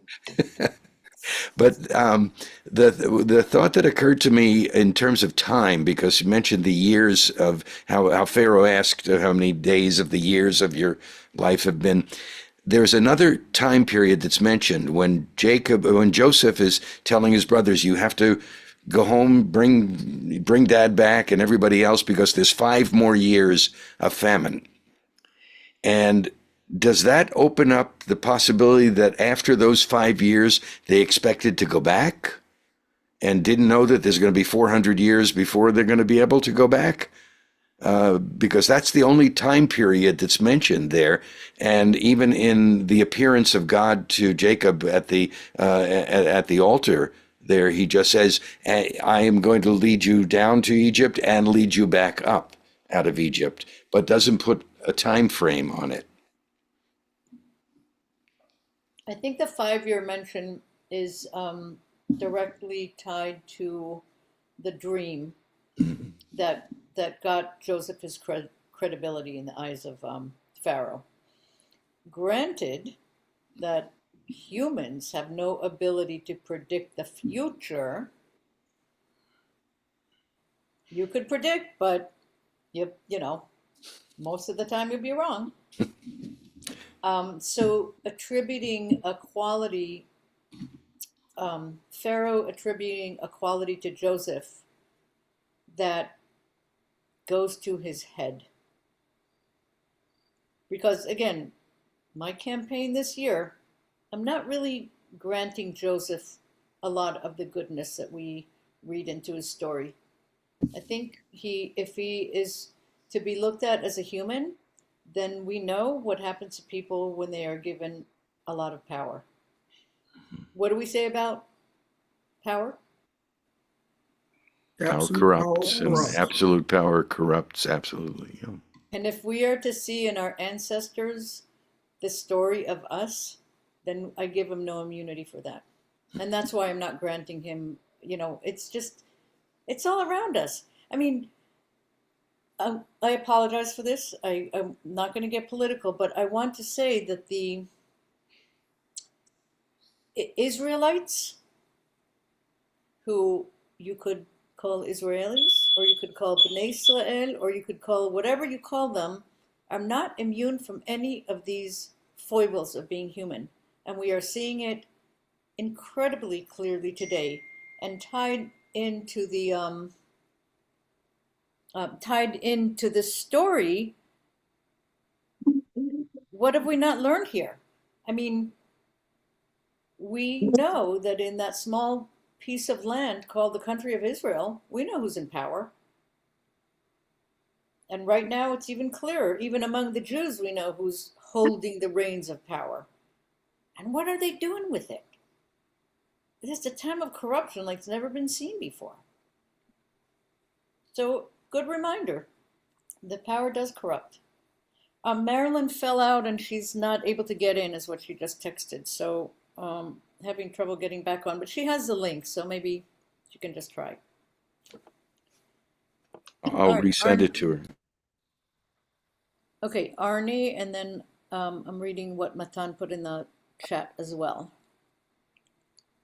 Okay, Arnie, go ahead. I'll read that in a minute. I don't want to miss what you're saying. Yeah, I was just wondering, it mentioned mostly men going down. There was a couple women. So I could assume everyone in the Ashkenazi tradition were marrying their cousins back then. And that's how, they increased the amount of family down there until they became a multitude. Or they intermarried with Egyptian women like Joseph did, but we don't really know that. Um, so I don't know if that's if the other rabbis have opined on that or not, or if it's at all important or not. I think it is important because it actually speaks to what the human nature, and when we know at the time of coming out of Egypt the term Erev Rav, mixed multitudes, there's a clear indication that the Israelites became a mixed multitude. So I think that's kind of built in. And the history of the time, even the history that's not written in our version, indicates that there was no attempt to keep a people separate from others to that kind of degree where there was not I don't know if marriage is the right word, but interbreeding. That's a bad word too. But it's a reality, and we don't shy away from realities. Our story is not about a purity of something, it's about being real people. So I wouldn't assume otherwise. The mixed multitudes gives a clue to that fact. Ruth Ellen. Sitting here trying to my 3 different threads came up, and all of a sudden a lot of it came together for me. One, to Arnie's point that what he hit on too, that we discussed genealogy and how I used to think it was boring and all that. And when you look at those details, it's important because later on, when you see the threads of who are the ancestors of a particular person mentioned as the son of Jacob, for example, that plays in later in a lot of important things that happen in terms of when strangers come in, who is the cousin of whom, and whether we get along with our cousins or not. Number one. Number two, to your point, Aviva, see, I look at Joseph much more sympathetically because I don't see it as personal corruption. I noticed all this conniving he did, but it's all in service to maintaining the remnant, as he talks about, that of the Jewish of the children of Jacob, of the children of Israel at that point. He was definitely conniving to get some of the best for his people as opposed to the rest of the Egyptians, and he was political in that way. So, but I don't see it as being selfish or that he's trying to amass, that he's a kleptocrat or anything like that. Number one. And the third thing is the whole idea of Lador Vador and what happens when we don't remember our ancestors, when we don't know their names, and exactly here. There came a Pharaoh arose who did not know Joseph, and what he had done. If that story came through and the future generations realized, as the initial Pharaoh did, that they all survived because of what Joseph did, and that first Pharaoh was a benevolent guy who I think also was probably quite spiritual and,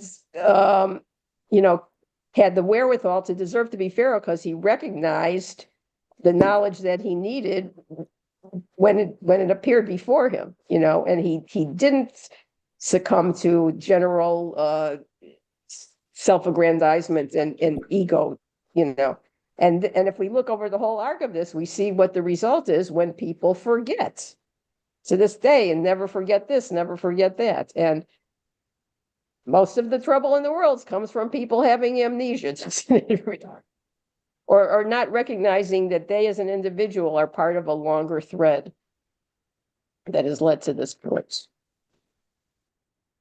Matan?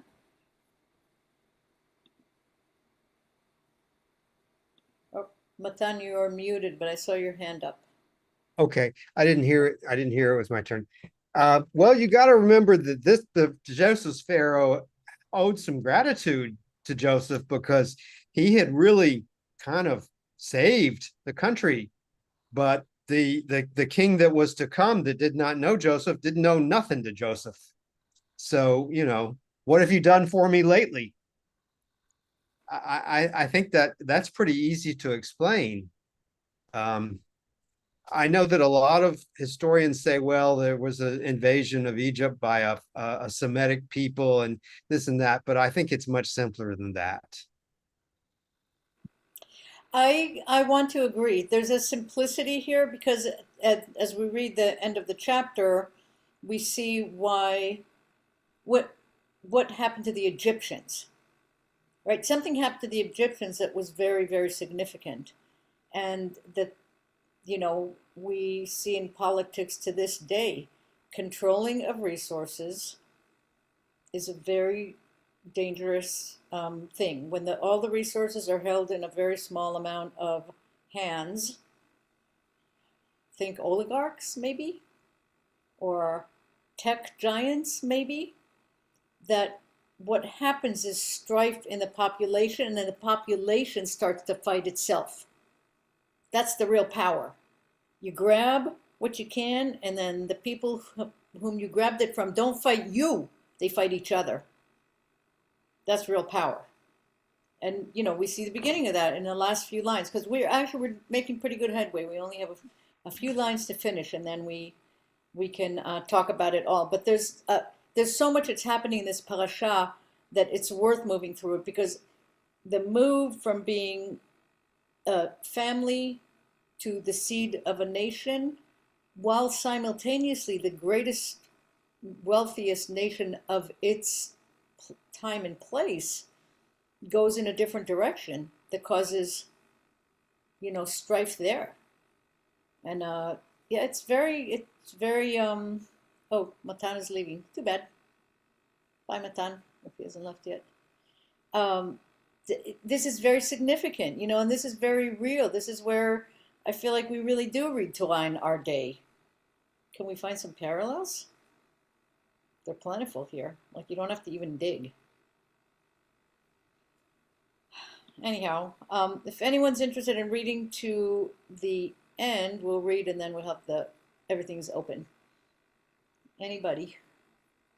Do it. And see it. Okay. And Jacob blessed Pharaoh and went out from Pharaoh's presence. And Joseph settled his father and his brothers and gave them a holding in the land of Egypt, in the best of the land, and in the Ramses as Pharaoh had commanded. And Joseph sustained his father and his brother and his father's household with bread down to the mouths of the little ones. And there was no bread in the earth, for the famine was very grave. And the land of Egypt and the land of Canaan languished because of the famine.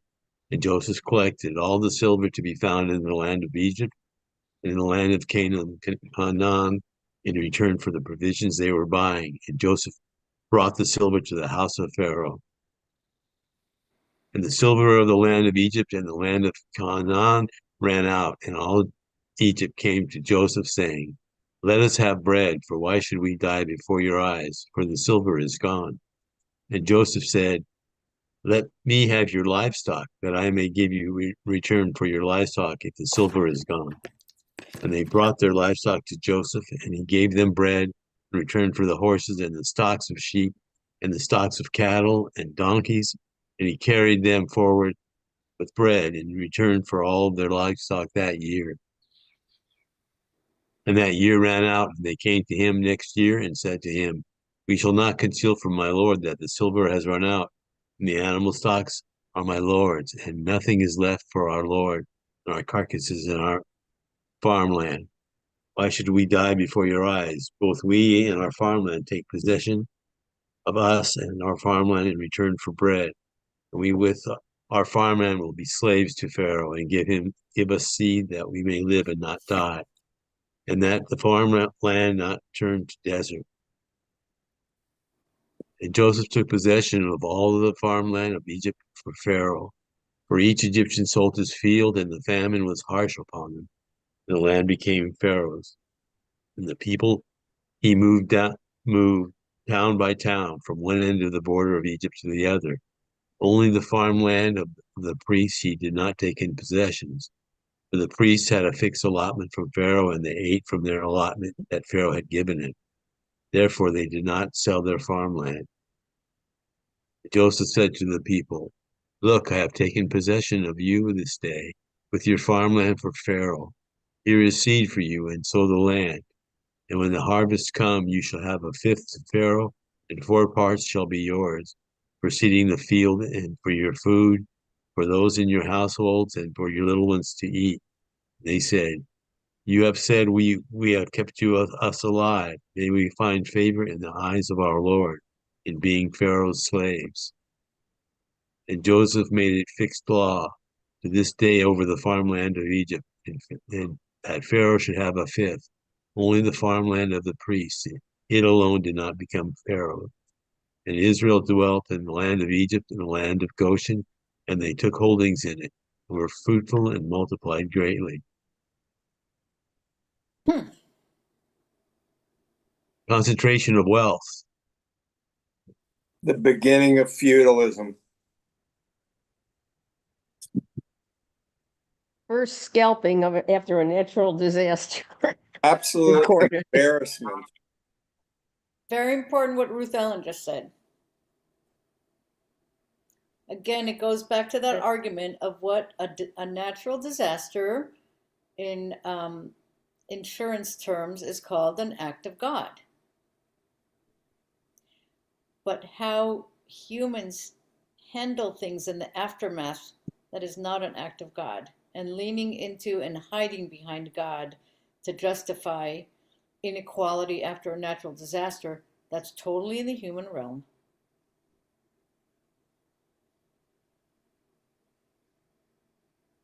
It's not proscribed. It's not a preordained thing that some people will suffer while others prosper. That is a human quality come into fruition. Marilyn? Yeah, I'm a little confused because if we were only 70 people, how much damage could 70 people do to the whole land of Egypt? That doesn't make sense to me. Well, Yehuda, would you like to explain that? What do you talk? What's the word damage? Where's that coming from? Well, having to do with, supplies that would affect a famine. I mean, 70 people just don't use or ruin or, occupy that much space. I mean, especially in a famine when you would tend to perhaps coalesce together to try to figure out how you're going to handle it. They were not affected by this. They were given the best land in the country, the delta And Goshen, Nile yeah. River. Goshen was the delta, the eastern delta of the Nile River, and they were not affected by this. They had their herds, and they not only had herds, but they had very fertile land as well. And they did not have to actually sell their land back to Pharaoh because they already had the good. Okay, no, I get that, but what I'm questioning is like like we were saying before, that's disgusting. Or if something that was done by the Jews affected in a negative way other people in the surrounding area, I'm questioning how much effect could 70 people have? Are you referencing what Aviva said before? And for these reasons, this is why the Jews were hated. Yeah. Mm-hmm. Okay, so there's a key to the answer. I'm actually looking at other people's commentaries, but I'm not finding this, so I don't know where I came up with this. But the very last line, it says, "And the people and Israel dwelt in the land of Egypt, And in the land of Goshen, and they got them possessions therein, and were fruitful and multiplied exceedingly." Where's that? Where have we heard fruitful and multiply? well, it was Yeah. the initial promise. Right. That term is very important. That's why reading this in Hebrew, it just jumps right at you. That is a promise. Right. That is a promise of God that has been mentioned a couple of times Right. already. Be fruitful But and the issue of multiply. being fruitful and multiply, it says the hand of God was in this. Do not take credit for having good brains and good economics, and Mhm. God forbid, don't forget that you were given this. Right. So becoming between 70 people and what is it, 400,000 at the time they came out of Egypt? Right. If you, 2 to 3 million, they say. no, where did I get the number 400,000? Mm. Some other time. Whatever it is, Well, there's a huge difference in terms of effect. right, but the math works out if you consider all these other things that people have brought up, right? So did they multiply only amongst themselves? The mention of all this genealogy that Arnie had to slog through tells us that these people were fruitful and multiplicitous people, right? I made that word up. Okay, it's fine. I'm A, good. a lot of Duplicitous. yeah, I know. Anyhow, a lot like think, go ahead, Vic. well, a lot of it went to the Egyptian priests. Okay, so they had their own lands, and they were and so that they became a powerful source. Mm. So Okie doke. I thought I saw Arnie's hand up a Yeah, minute I was ago. just going to say, when they were disparaging the Jews, the other Egyptians, it just remind me of recent comments that people were making about the Somali population eating cats and stuff like that. yeah. So, people are just, Yeah, so but horrible sometimes that nothing's changed. well, I mean, Arnie, I mean, somebody promoted that. Somebody with a powerful microphone yeah, promoted that. yeah, exactly. I'm just talking about human condition at this point. How, we look back at these people being primitive, but, we're just as primitive in our thoughts and the way we treat people today. And we haven't progressed, is what I'm saying. Mm. Not very much. We are still human, you're saying. We have not become gods. No, not only that, but we're not even humane humans. To me, you got to be a mensch. You don't do stuff like that. We are meant to see ourselves in these stories, and I don't think that we're spared any of the foibles. but the Egyptians did get through the Famine. yeah, but they became slaves, Right? right? Yep. Serfs. But they made it through. Okay, the 7 years of drought. I see this order: Craig, then Alan, then Ruth Ellen. So go ahead, Craig. Just picking up where Arnie left off, the collective guilt, which is part of this story, when an Afghan committed a bad act, and there's collective reaction to Afghans. Somalians are all garbage, according to some people. And I would just say some people are worse than others. How they get to be leaders is another discussion. insofar as what the Jews were doing during this famine, there really wasn't, I guess in the Delta, you could do some farming and there wasn't a lot to eat. So there's no wonder that they were fruitful and multiplied because they were kind of bored. What else did they have to do? And from a legal concept, I think we have the start of eminent domain, where the government can take your land. And we're all sitting here, most of us in Hawaii, an ancient kingdom, and we have our houses and whatnot. But do we think that if there was a catastrophe, would the land revert back to the sovereign, the eminence in eminent domain? And is that the ultimate authority? And the superior right of the sovereign is just interesting. And the Jews doing it on behalf of Pharaoh, a lot of modern concepts come from this. Now, do you foresee the United States government pulling our military out of here? Because unless that happens, the local population doesn't have a chance against us. Well, I mean, What? it's a long life, right? I mean, 100 years from now, I mean, what are the odds of the United States continuing through this current catastrophe? I don't know. The future is very much up in the air. The But other thing I was going to note is that while what else do they have to do except populate in the middle of really hard times?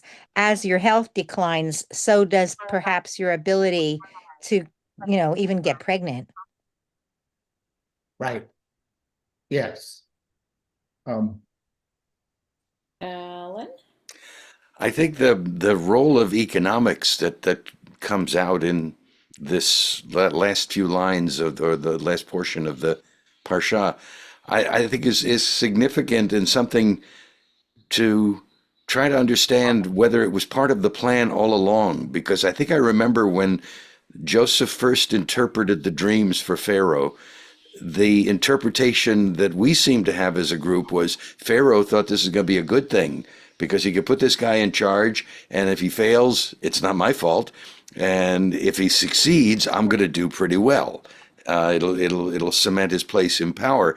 But nowhere does it mention when he talks about when Joseph outlines the plan, he doesn't mention selling the food back to the Egyptians, essentially selling it back to the people who grew it, because that's the food that was stored.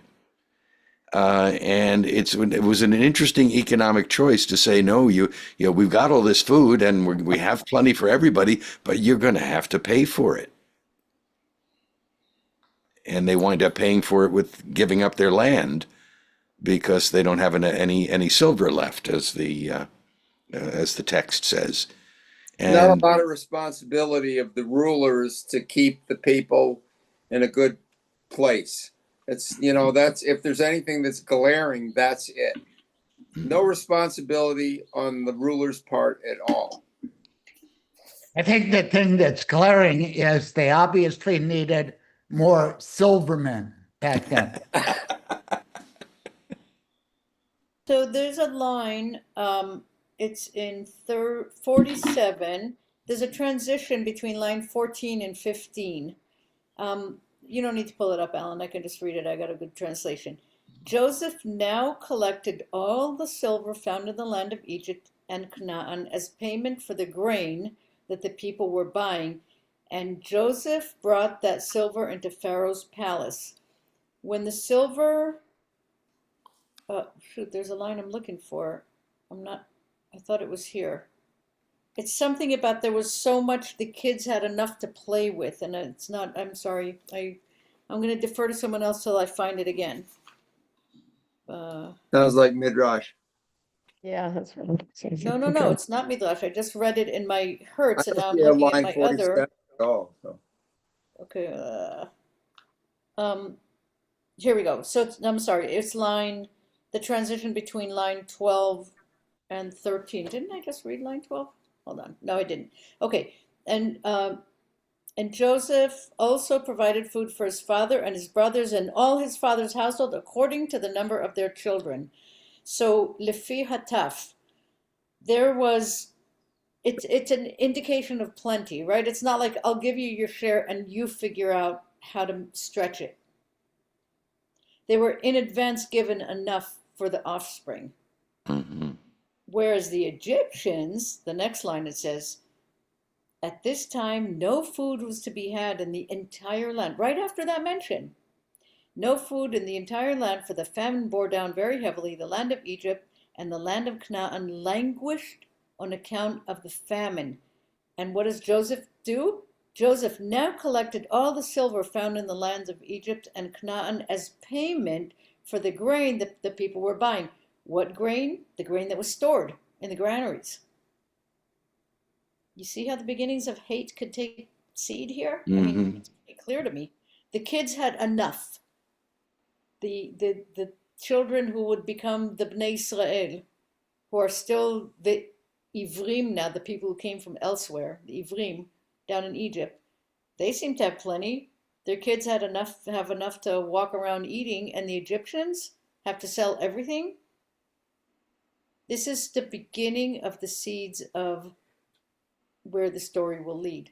And, you know, there's enough writing that contends that this is the story that needed to happen for us to be the people who later will be granted or requested to be in covenant later on. You cannot, the lived experience, right now we're seeing the Israelites have plenty. They are not ready to be anything that God would choose. They have to, how do they become, how do they get that to that place of enslavement? Well, they're flaunting their plenty. So Joseph was the ancestor of Bernie Madoff?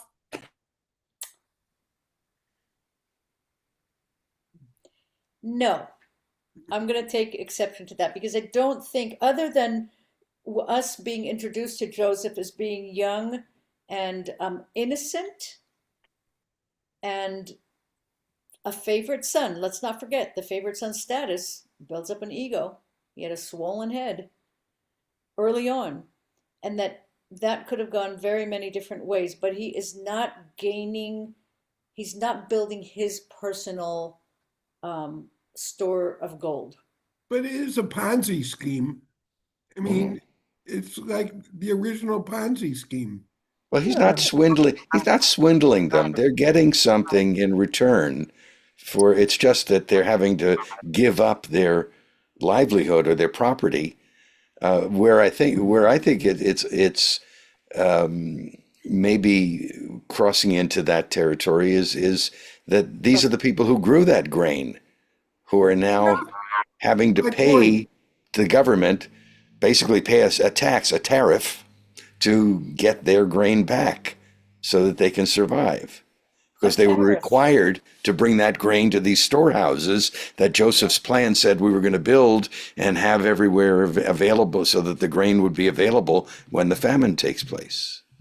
Yeah, he's not giving it out back to them free, right? He's charging them. That's my point. Yeah. I mean, Right, but the Ponzi scheme thing to me indicates for his own personal gain.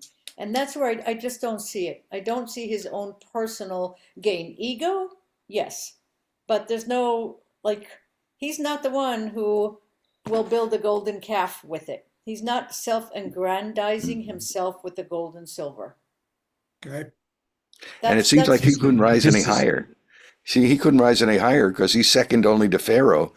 Right. And they knew that Egypt was never going to elect a Jewish Pharaoh. So That's right. He's gotten as high as he could, and no amount of gold and silver would make him any higher.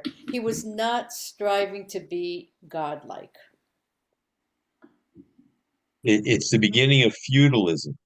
It's like the Middle Ages. Yep. For the same reasons,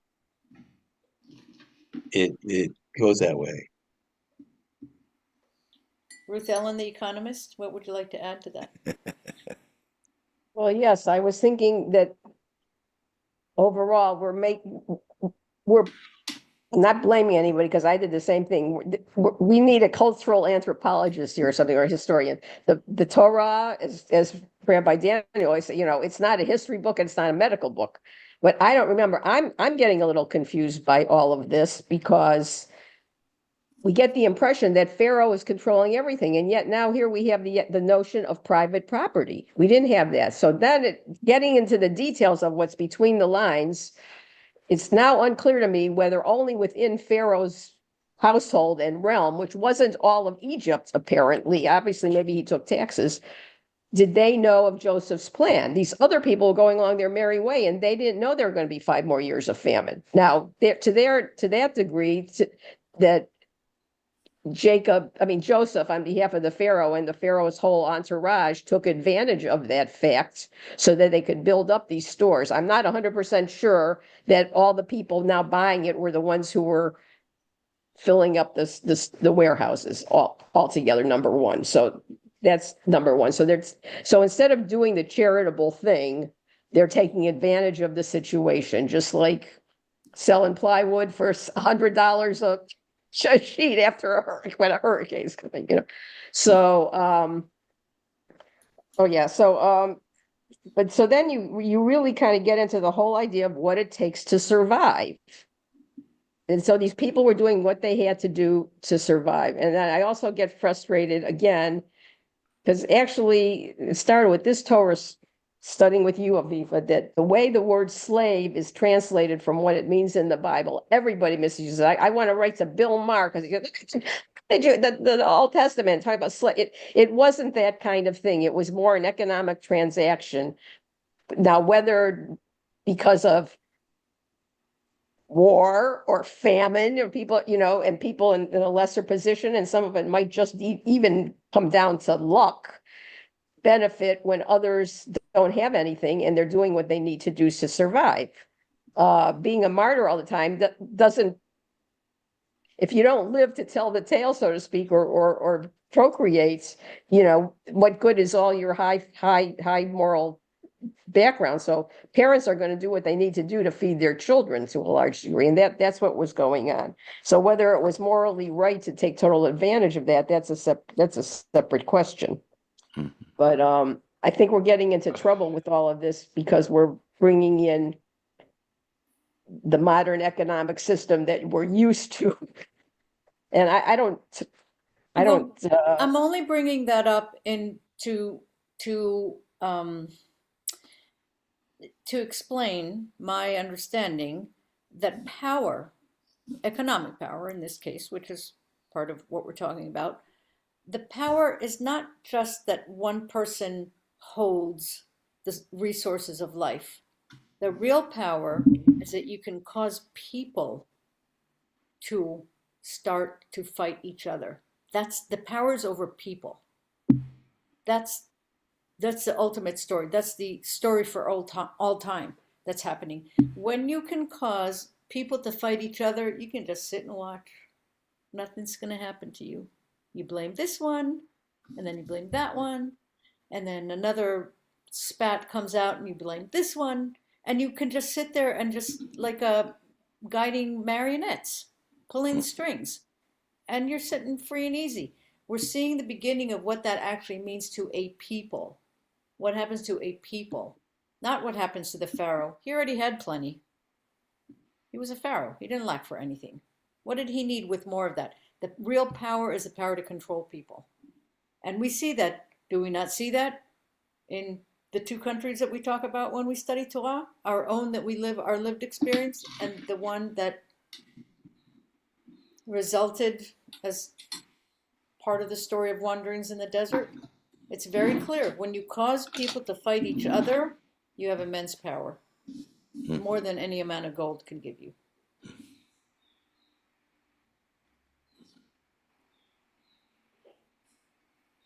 What comes to mind is sad but true. I mean, I can't not read it that way because I don't find relevance to, the beauty of reading Torah in our time is things become just sort of clear. We've seen this before.